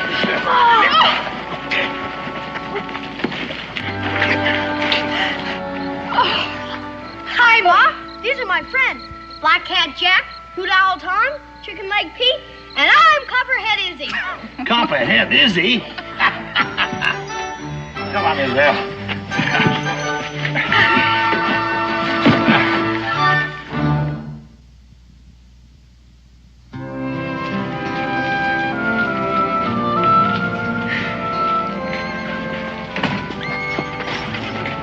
That's quite a story, isn't it? But are you sure you didn't stretch it just a bit? Honest, Pa, that's a whole plain truth. You can ask Ma or Uncle Brian. It's true, as impossible as it may seem. Yes, I'll vouch for the story. And thanks to your son, my grandnephew, I am now trustee of a home for boys. Well, Uncle Brian, it's just my guess that that's going to keep you busy for quite a while. No doubt. But it has its rewards. You see, Daniel, I never realized till now what an empty life I've led.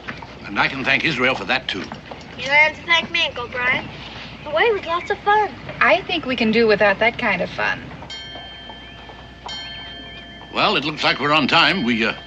Confound it, what's happened to my watch again? Here it is, Uncle Brian. Well, how? It's what Black Cat calls the sympathy method. Uncle Brian, you're just gonna have to be more careful, or somebody's gonna take it from you.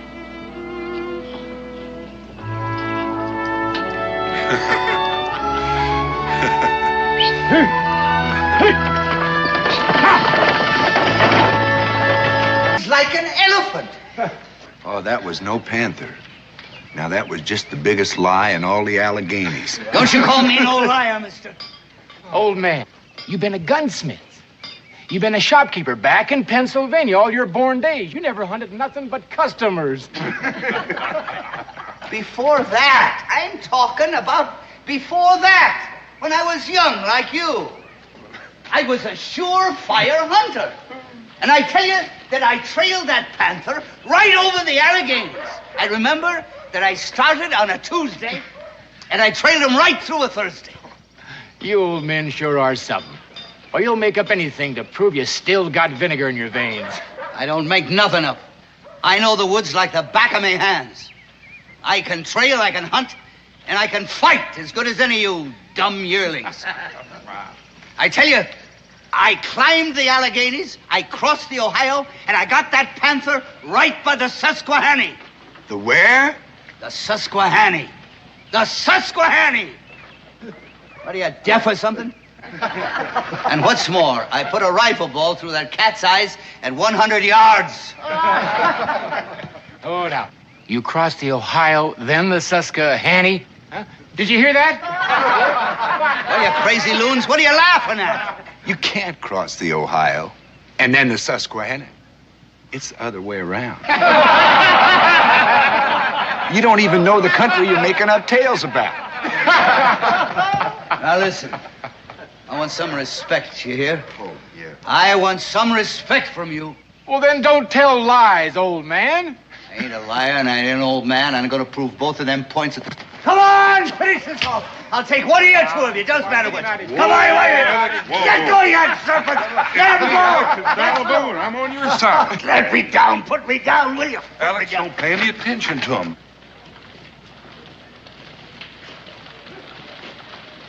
Them rivers. Them blasted rivers. I got them mixed up, that's all. Anybody can make a mistake, Alex.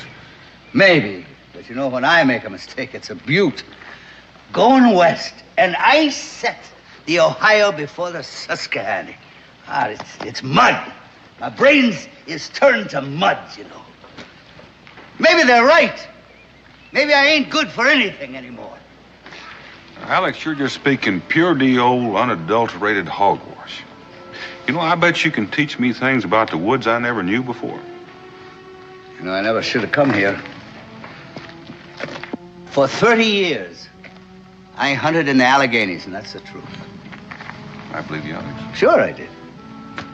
And then I went to Lancaster, and I set me up in the gunsmithy business. And for 25 years, I made me a good living, me and my family. And I taught my son, Jess, all about the gun-making business. And then when I got close to 70, see, I think about retiring. So I give the business to Jess. But he folds up everything and comes out here. And I come with him. You know what I done? Do you know what I done, Danny? Well, Alex. I gave my life away. That's what I done. And I have become a burden to everybody. Well, now, you listen to me. As far as I'm concerned, you're still a ring-tailed he-man. Well, you're darn tootin' I am. You're darn tootin' I am. And I am going to fight to make them people admit that. You know something? You and me are going to have to go hunting soon. And I'll bet you can learn me things as sure as day and night. Well, I sure can. Yes, I can. It'd be a pleasure to teach you a thing or two. Well, that makes me feel better, you saying that? Yeah, that makes me feel real prime.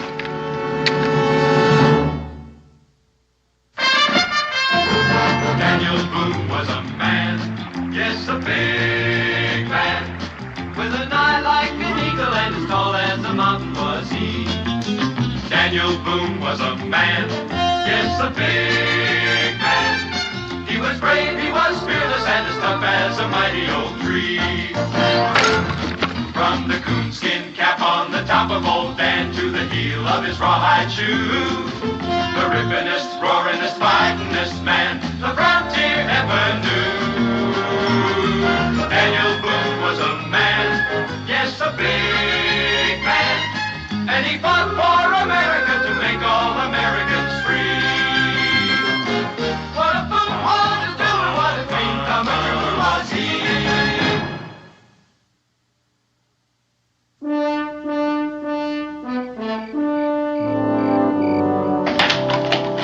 Get up there, young man, all day long. You're in a hurry when it comes time to go to bed. Thanks, sure do slow down when you get those boxes. Pa? Mr. Hemming, old Alex. Why does he act so silly? Is that any way to talk about your elders? I mean, why does he tell those stories? Well, you know, I figure when I get to be his age, I'll have a few yarns to spin. And I don't reckon I'll exactly like it if every word I say gets doubted. Well, you're different, Pa. Oh, am I? Well, the way he tells it, he makes everything sound bigger and better than the way it is now. Well, if that's how he remembers it, who are we to say he was wrong? We weren't there. Still makes it hard to believe. You know, Israel, something keeps running through my memory. I seem to remember my pa telling me about a hunter named Painter Hemming. Old Alex? I recall that he said that Painter Hemming was something to behold. That he knew more about guns and hunting than anybody in the whole of the Alleghenies. Is that the truth?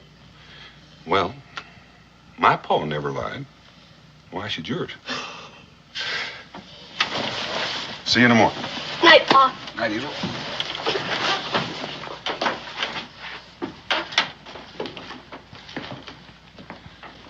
You know, Becky, it's a terrible thing. It sure is. You know, man leads a full life. He's a great hunter, runs a business, raises a family, supports his kids, puts in a full working day every day of his life. And one day he wakes up and he feels like he's just being tossed aside. Out here in the wilderness, it's even harder. At least when a man retires in the city, he can visit friends, see old places. Out here, he's a stranger. Well, he's still a strong old man. He deserves a life of his own. And I think I'll visit the Hemmings while you're out checking the beaver traps. You know something? I think that's a real good idea. Ow! I'm sorry, Dan. I hope the Indians don't attack while I'm all wrapped up in this. What are you trying to do, Pa? Hurt yourself? Get out of here. I got work to do. Give me that axe. What do you want to do? Get a stroke work like this in the hot sun? You're too old for this kind of thing. You let go. I can still do a day's work, and I want that. He's right, Pa. Be sensible. Be sensible, she says. Now, do you want me here, or do you want me in my grave? Because that's where I'll be, unless you let me live like a man. Of course we want you with us, Pa. That's just it. We don't want you to get sick or hurt yourself. We want you with us. So why don't you let us take care of you, Pa? Well, then let me do the things that make me feel I'm alive. Mrs. Boone. Mrs. Hemming. Mr. Hemming? Daniel sent you, didn't he? About hunting, about him and me going hunting together, right?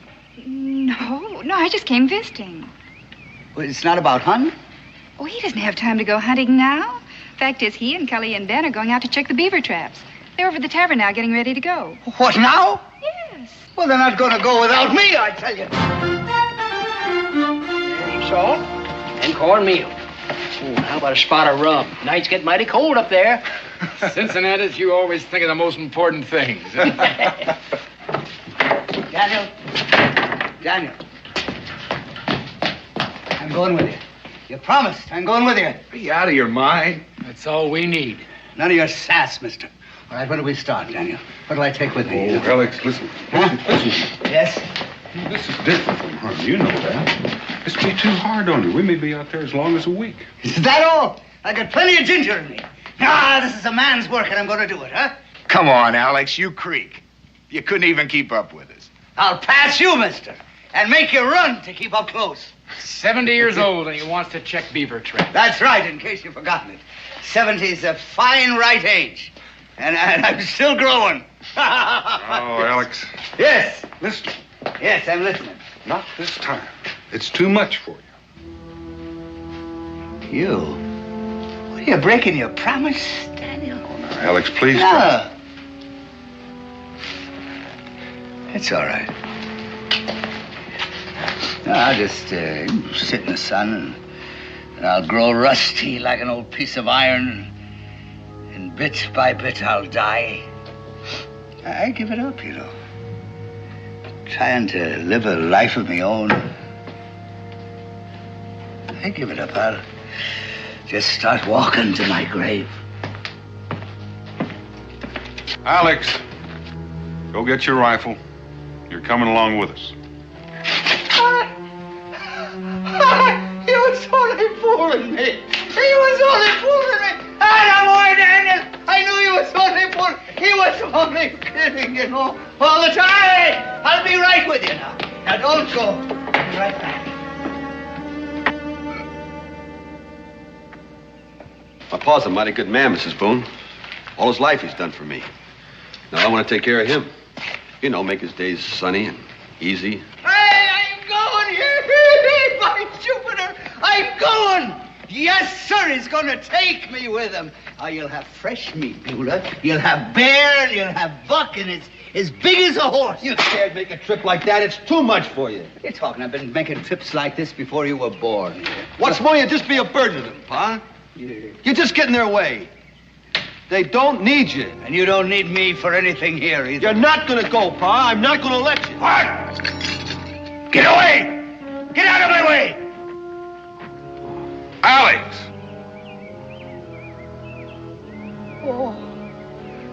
Oh, son. Just look what you brought me to. Just look. Oh.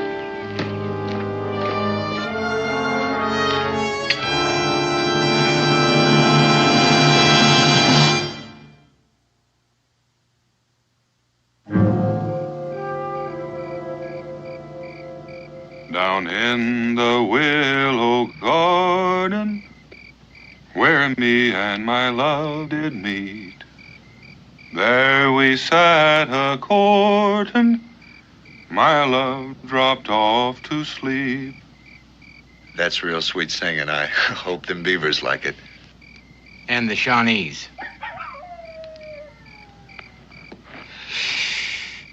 You know, I keep thinking of old Alex. That goings-on back at the wagon. That sure was something. Threatened to shoot his own boy. Well, tomorrow when we run those trap lines, Cully, you can take the north end. Ben, you take the south, I'll take the middle. All right? Yeah, suits me. Yeah, me too. Rendezvous back here about sundown. Well, then, if we can stop thinking about an old man and get some sleep and think of Beaver.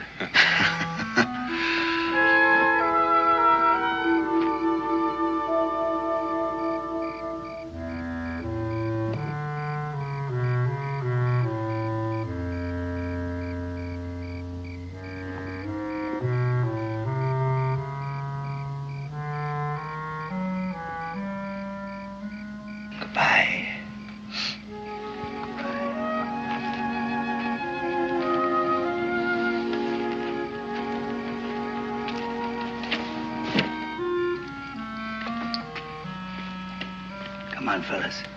Gonna find ourselves a life we can live.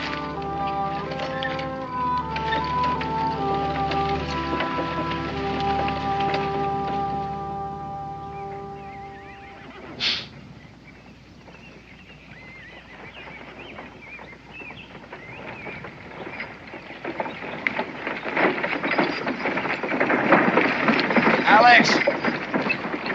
Alex Hemming, what in the blazes are you doing out here? I ain't asking you no questions, mister. What are you looking for? Hey, get away from there now. Get away. You got your whole blasted workshop in there. Stocks, barrels, tools. You're darn right I got them. It ain't none of your business, but I'm finding me a new settlement. Up this road? Yes, you bet your life up this road. Get up. Get out of here now. Now, you're heading straight into Shawnee country. You'll be hauling all that stuff right in her hands. You ain't letting me do anything, are you? None of you. You ain't letting me have no place to go. Now then, get out of me path. You're going home, Alex. That's where you're going.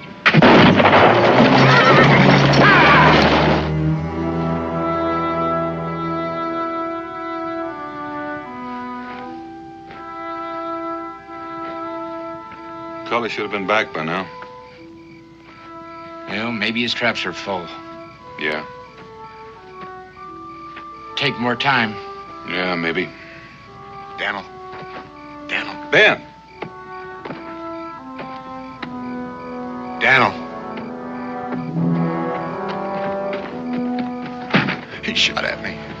Oh, Alex, he shot me out there. He done it. He just shot me. You're mighty lucky. He just creased you. He's running away. Got that wagon load of rifle parts and he's heading straight into Shawnee country. He's what? He said he's looking for a new life, and bang, he shot me. I've been out there for hours. You think you'll be up to traveling? Look, I'll be all right. Just give me a little bit. I reckon this is the end of running trap lines. We're gonna go after old Alex and that wagon before the Shawnee collect them both. We'll have to split up. What for? Well, there's no telling where he's left the trail. We'll scatter till one of us pick it up. And when one of us does? Well, we'll try to convince him his best place is at home. Listen, you ever try arguing with a lightning storm? Nope, but this time we're gonna try. Ben, why don't you hide our gear in that old stump over there? I'll take care of his wound. Right. Let go of them horses, you lame bastard! What you doing? Let me alone, will you? You stop that now, you stop it, will you? Come on, you heathens, you're gonna regret this the rest of your lives, I'm telling you. I'm telling you. Get away from that wagon! These are yours, old man? Sure they're mine, you bear-greased fool. They're my stock, they're my business. You can put these together? Of course I can. I've been doing it for more than 20 years. Now all of that is mine, and nobody gets a scrap of it. You'll have to fight me first.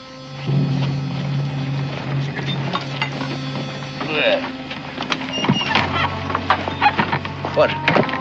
Are you the chief? I am Great Bear. How old are you? Almost 8 times 10 winters have passed for Great Bear. That's nearly 80. You are much younger. Well, I ain't as ancient as... Well, now, the truth is good for the soul.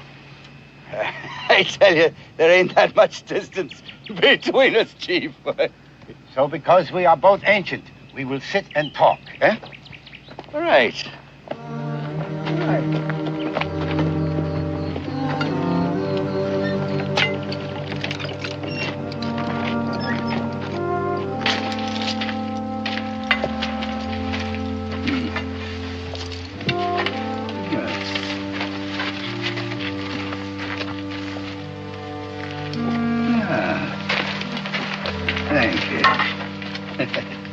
Well, your young people show respect here, don't they? It is natural. Among us, the fathers are honored. You ain't never been to Boonesboro, I tell you. You have come from Fort Boonesboro? Come. I left. And why? An old man ain't honored there at all, at all. He is like a dog left to go wandering on the edge of the camp, eh? That's right, exactly. A dog. I couldn't have said it better myself. He is like a bone thrown away, like a horse nobody wants. That's right. You know, we think like 2 peas in a pod. So you left? Well, I ran away. You know, I wanted to find a place that I could be useful in. You have left children behind, eh? A son and a daughter-in-law. They're the stumpheads. You know, all they wanted me to do was sit around in the sun and warm me bones. I know. Among the palefaces, they do not understand. There is much wisdom with the old, much to be learned from them.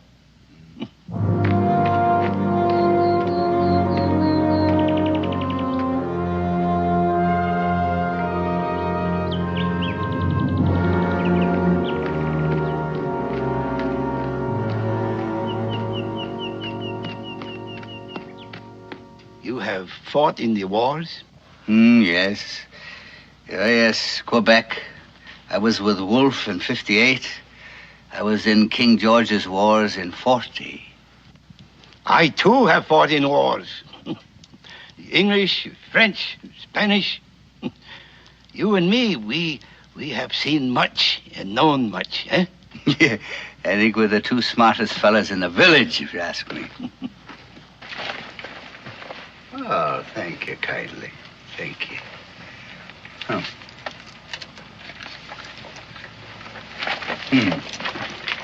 Old man, among us, white hair is highly honored. We are leaders and chiefs because we are old. You may stay with us, old man. Stay with you? Live with us. Here you will be honored. Here you will get much attention. You will have position. You will work among us and be highly prized. Work? You will put the guns together for us. You will be sacred and valuable as a great chief. And you will be much respected. That is so. Well, why not? You know, I'd be listened to at least, wouldn't I? And I mean, I'd be useful in the world again. And I could say the things that I've learned and people could learn from me. Then you will stay? Yes, of course I'll stay. Of course I'll stay. I mean, from now on, I will live and work among the Shawnees. Brother!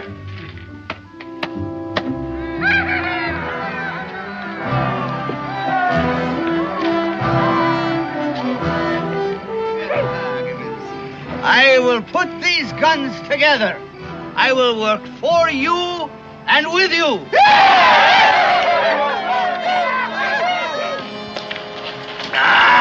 Thank you, sir. All right. Now, where I was.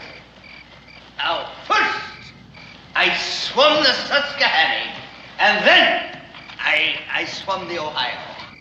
They ain't gonna catch me on that one again. No. And there, on the Ohio shore, I run right smack into that huge panther. The great cat of the forest. That's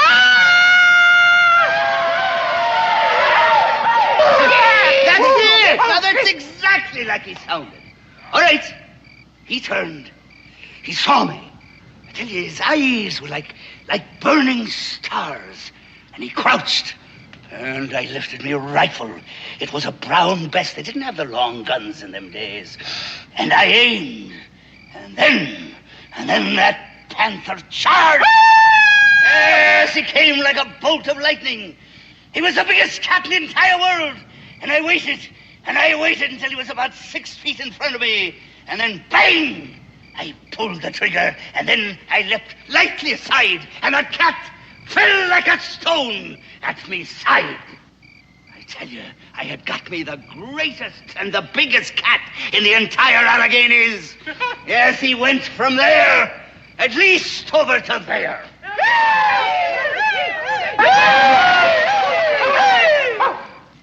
The Earth Spirit has sent us a great hunter, the feather. And now, to our brother, we give the hunter's feather. We honor the skill and courage of a great hunter.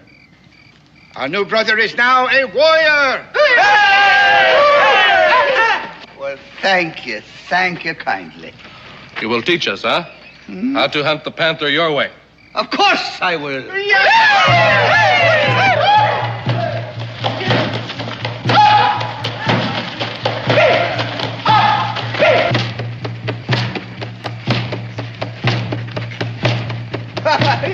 That's too slow, I think.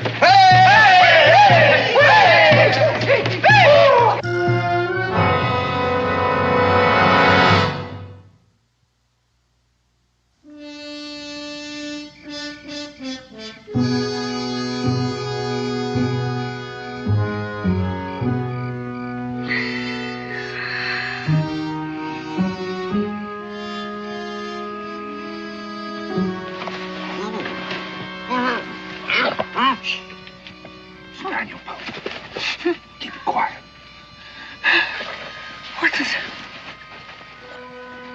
What the blazes you doing here? Following you. Following me? Why? What for? Well, for one thing, you almost killed Cully. That is nonsense. Oh, if I'd have wanted to kill him, I'd have killed him.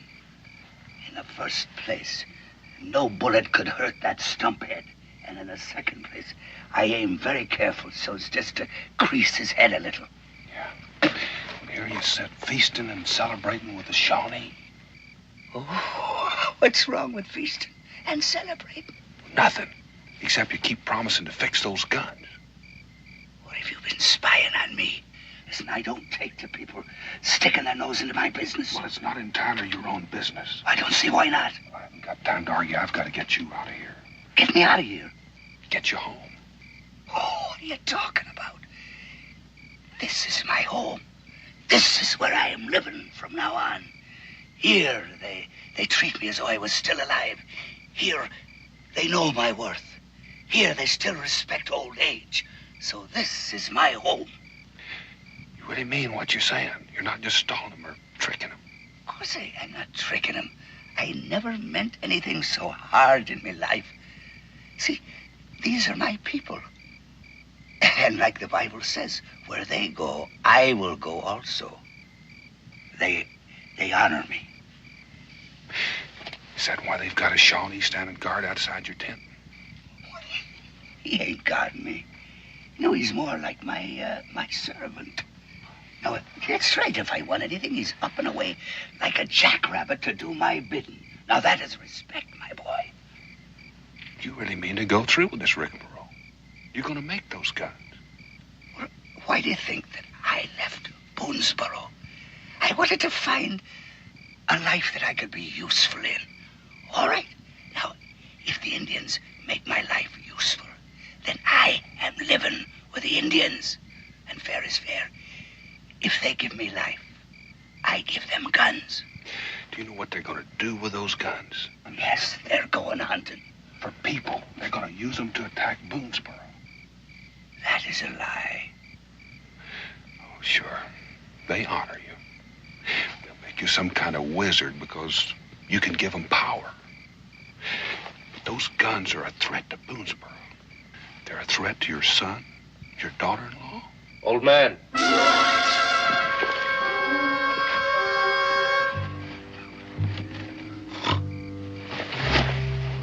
Old man, you call? What's that? I hear voices. Oh, no, that must have been me. I'm sorry, son. I think I was just sleep talking. It's a habit I got, you know. Now go away and leave me be. I want to go back to me snoozing. I want to finish a little dream I was having.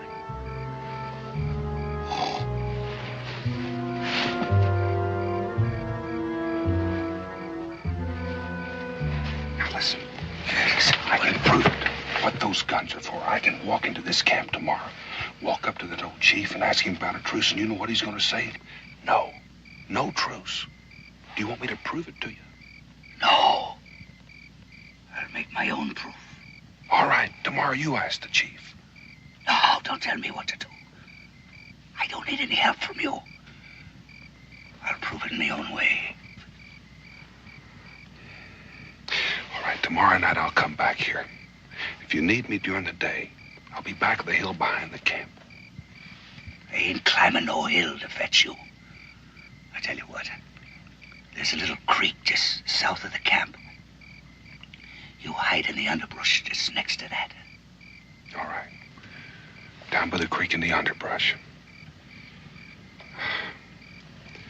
Alex, I'm sorry. I know how you feel. No, you don't. You don't know nothing. Here I finally found a proper place for myself. And you come creeping in here, putting a worm in the apple. Get out of here.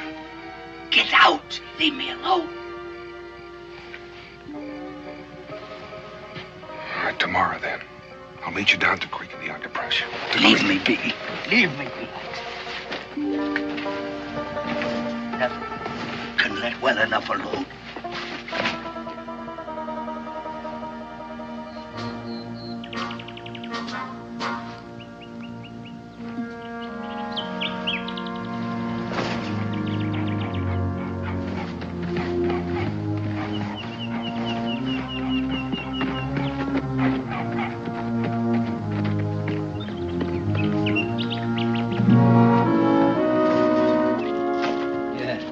Good morning, my brother. You have slept well? Like a rock. I come to talk to you, Great Bear. Oh? Yes, thank you. You are troubled, my friend? Well, maybe. I don't know. I understand. I understand. I have been thinking much about my brother's happiness. He is alone, but he is still young and still a man. What? Loneliness is poor meat for a man. So today, I think I will send him a squaw, a fine girl, to take care of him. That is what troubles you, eh? What do you mean? Me a squaw? That's just what I need. So, you will start putting the guns together today. Isn't it? You see, that's what I wanted to talk to you about. Huh? It's a question about them guns. Now, we're brothers, right? And a man that can talk honest with his brother, can he not? A man should talk honest with everyone, my friend. Well, that's my sentiments, too.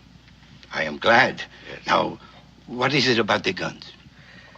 Well, now, are you going to, use those guns for a attack on Boonesboro? It is the young warriors who want the guns put together. And for Boonesboro. But it is not hard to understand. Do they not take our food from us? The deer and the bear? Do they not take our land from us? Oh, yes. Do they not come as strangers and drive us out? Yes. Then they are the enemies of your Shawnee brothers, are they not? Yes. And they are your enemies, too. They laugh at you They make you feel as if you are nothing. They have driven you toward your grave. Is that not true? Oh, yes, that is. So, if we use the guns against them, what difference should that make to you? None. Not at all. None at all. Good. Then we are still brothers. And today I shall send you a fine squaw. Thank you kindly. Great Bear, thank you kindly.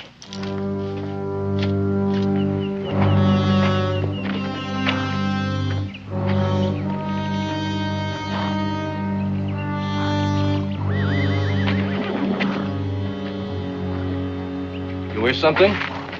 What? Does the honored one wish something? I wish to be alone. I'm thinking. Can't a man think in peace? You have decided?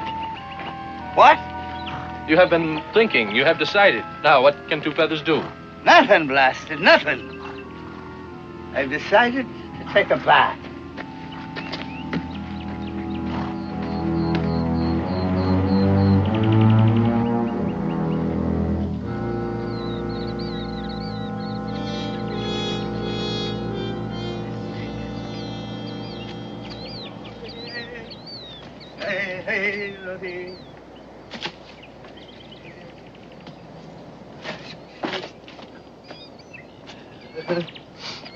Don't move.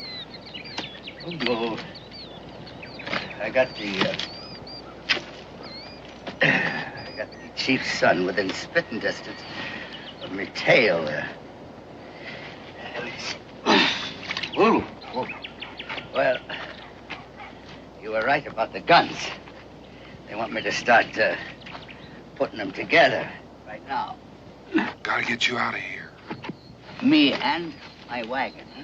Well, we don't need your wagon. Without you, they can't do anything with those guns. You mean leave me wagon? Listen, Alex, it'll take a miracle to get you out, let alone that wagon. Well, then we'll have to make the miracle. That wagon is my business, my stock in trade. You know? I can't. I ain't gonna leave it. All right. It's not gonna be easy. Meanwhile, you better start working on those guns so they won't get suspicious. Well, maybe. Sam, do anything to the mechanism just so they won't fire. What do you mean? What do you mean, ruin my merchandise, damage it? Alex, this is no time to consider profit and loss. My family and yours are in danger. Now, you look, Daniel. If ever I am going to start me a new life someplace else, well, I need my stock and trade.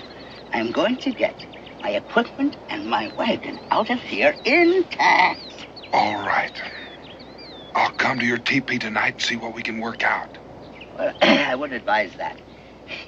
You see, the chief is presenting me with a squaw tonight. What? Well, so you just hide here in the rocks, and I'll find you, you know, and you take my orders, and I'll get my wagon out of here, all right? And what are your orders? Well, I ain't thought of them yet. When I do, I'll let you know.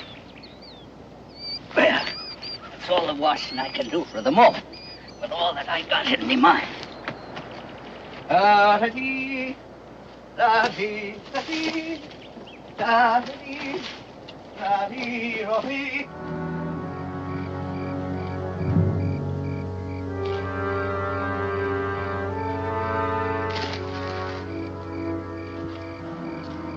Daniel.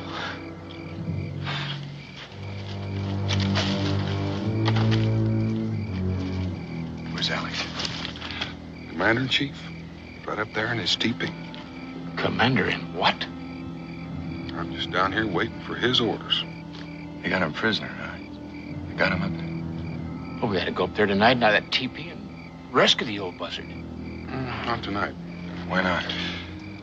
Alex's orders. He's entertaining. Enter. His squaw.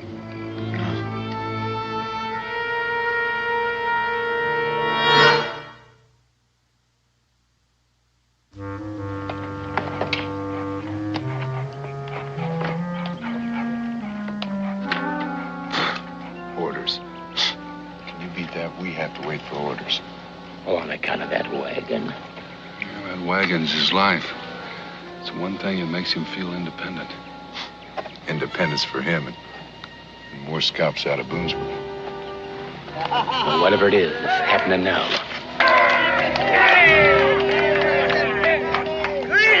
Greetings on this fine, grand morning.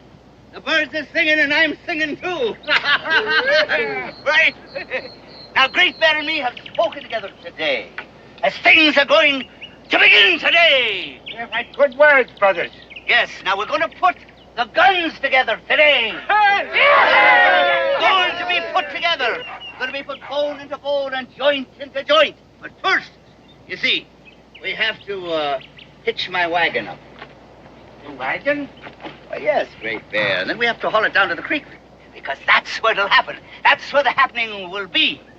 Now, you didn't ask why, but that would be a smart question. Because we need a great target area, you see. We need a great long distance to show the power of my rifles. Here, do it here. What do you mean, maybe hit somebody or go through a teepee and hit a poor little papoose? No, this is a living area. It's not a target area. Am I not right? He is right. Harness up the wagon. Whatever he's got in mind, he's sure something. Well, I wish I knew what he had in mind. Well, I've got an idea that soon we're going to get some orders.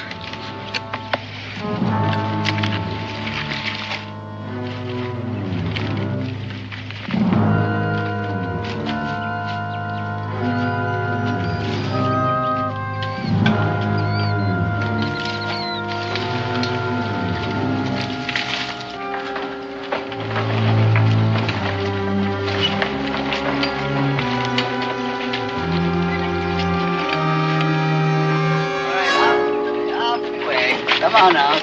Give me room. I will show you how to put a rifle together. See, watch carefully. Watch the hands of an old-timer, because there's magic still in these old hands. Now, first we have the rifle stock. This is genuine walnut. Now, it ain't polished yet, but she will shine like the sunlight and water when she is polished. Right now, I will show you the rifle barrel. Will you look at it? It's good steel. That's right. Now, I hammered and I tempered and I fashioned this myself in Lancaster. This is a Pennsylvania rifle. You'll notice the long barrel and the short stock. Now, that is the finest weapon in the wilderness. All right. Now, the flintlock. Yes, sir. People used to call me an artist, they did. Would you hold that? They used to call me a master craftsman. And indeed, you know, I do have a great love of mechanical things. You're right, Daniel. He sure is something. You mean he's more than just an old man? Yeah. That it is finished. A real jewel. You like it? Now, give me the powder and the ball. But first, hold that. Hold that now for 1 minute. All right. Here. Listen there. Right. And a bit here. Oh. Here, hold that. And we'll tap it down. A little ball and patch. Tap it down briefly. Now, I'll show you. I'm going to show you something. I'm going to fire her for you to show how sweet and true she is at 100 yards. And indeed, you know, this rifle can hit the eye of a squirrel at 150 yards. But first, I got to put up a target. Just hold that. Give me this, please. This I am going to put at 100 yards away. Yes, on that tree there, across the little river. What you got in mind? I don't know. We better be ready.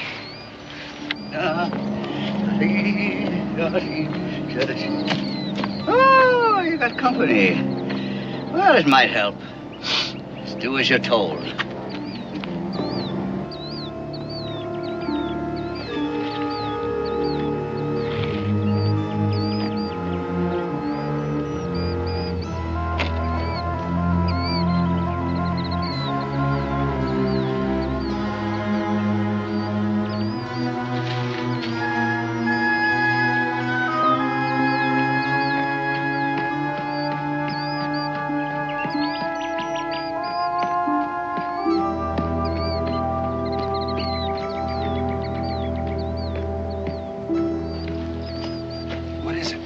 do? I got a little surprise for them. I've been up all night making guns. What guns? I don't see any guns. Listen, all we can do is what he says. Follow orders. Of which there hasn't been one. Now, brothers, watch. Straight and true. Yes, sir, an old man is going to show you how he can still be steady and clear-eyed, even at 70. You watch. Oh, he can shoot. Seems like it's not the only thing he can do. A rifle like this, my brothers, is easy, it's quick to reload. And she still fires as good, and she stays accurate. Yes, sir. There ain't nothing like the Pennsylvania long gun. It is the finest weapon in the world, you know that. And it's as slick as grease. And it fires just as good at 100 yards, as easy as it can hit one at 6 inches. All right! Go ahead! Fire, you knuckleheads! Over their heads.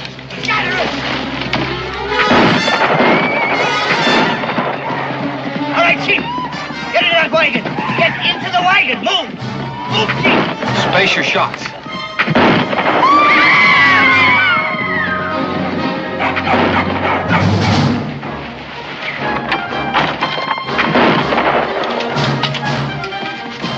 Crazy if he thinks we can pull him off here. Keep back, my brothers. Keep back, I warn you. Look at that. Look, did you ever see anything like that? All right.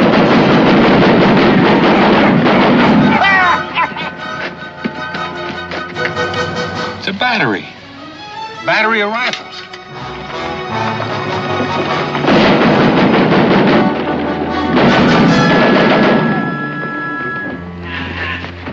What are you doing, Pa? What is all this? What do you mean, what's all this? I caught him. Great Bear. That's chief of the Shawnees. Me, your pa, the old man, Alex Q. Hemming.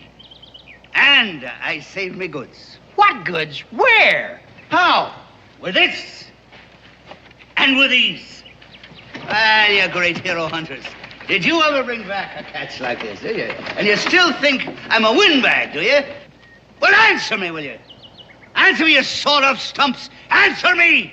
Who the devil cares about answering you? I got a score to settle with that Shawnee. That's a fact. He murdered my cousin. They burned my cabin and raided I my say home. let's lynch. Get back! Stand back! The first man that puts a hand on him will get a lead ball. You ain't learned a thing, have you? No respect for an old man. Alex! Oh, good man. You sure obeyed orders. Orders? I'll give you some orders. Alex, you sure messed things up. We got to get him back to his people and right away. I don't know what you're talking about. Why? Because if we don't get him back, they're going to attack us and we're going to be at war with their chief. You don't know what you're talking about. There ain't going to be a war. There's going to be a truce. A truce with the Shawnee? Anyway, what do you think I can't see further than the enemy knows? What do you think we was doing all the time we was riding here? We was talking. Yes, that's it. And me and Great Bear, we agreed. Agreed to what? The truce, man. A truce. We both been living a long time, and we learned a lot. And we learned that there's no sense in a war. So we made a pact. And we're gonna have peace. What my brother says is true. There will be no war. And this one, he's a very brave and wise old man. My God, I'll fix you. Son of a gun, Alex. All right. Thank you. Yes, and I could use a little nip, you know. My Blue Thunder, huh?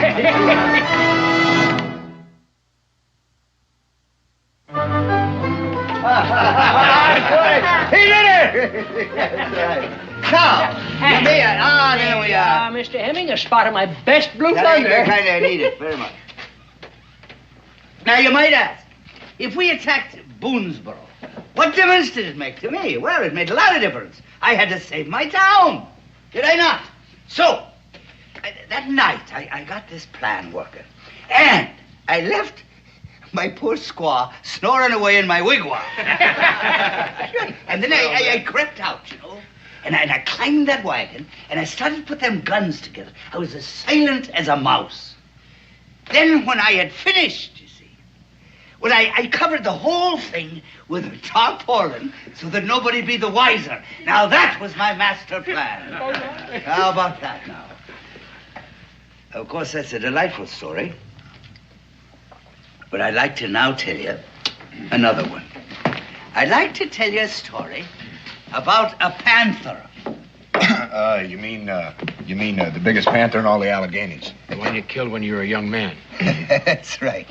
You see, there he was, on the banks of the Ohio. He'd stopped for a drink.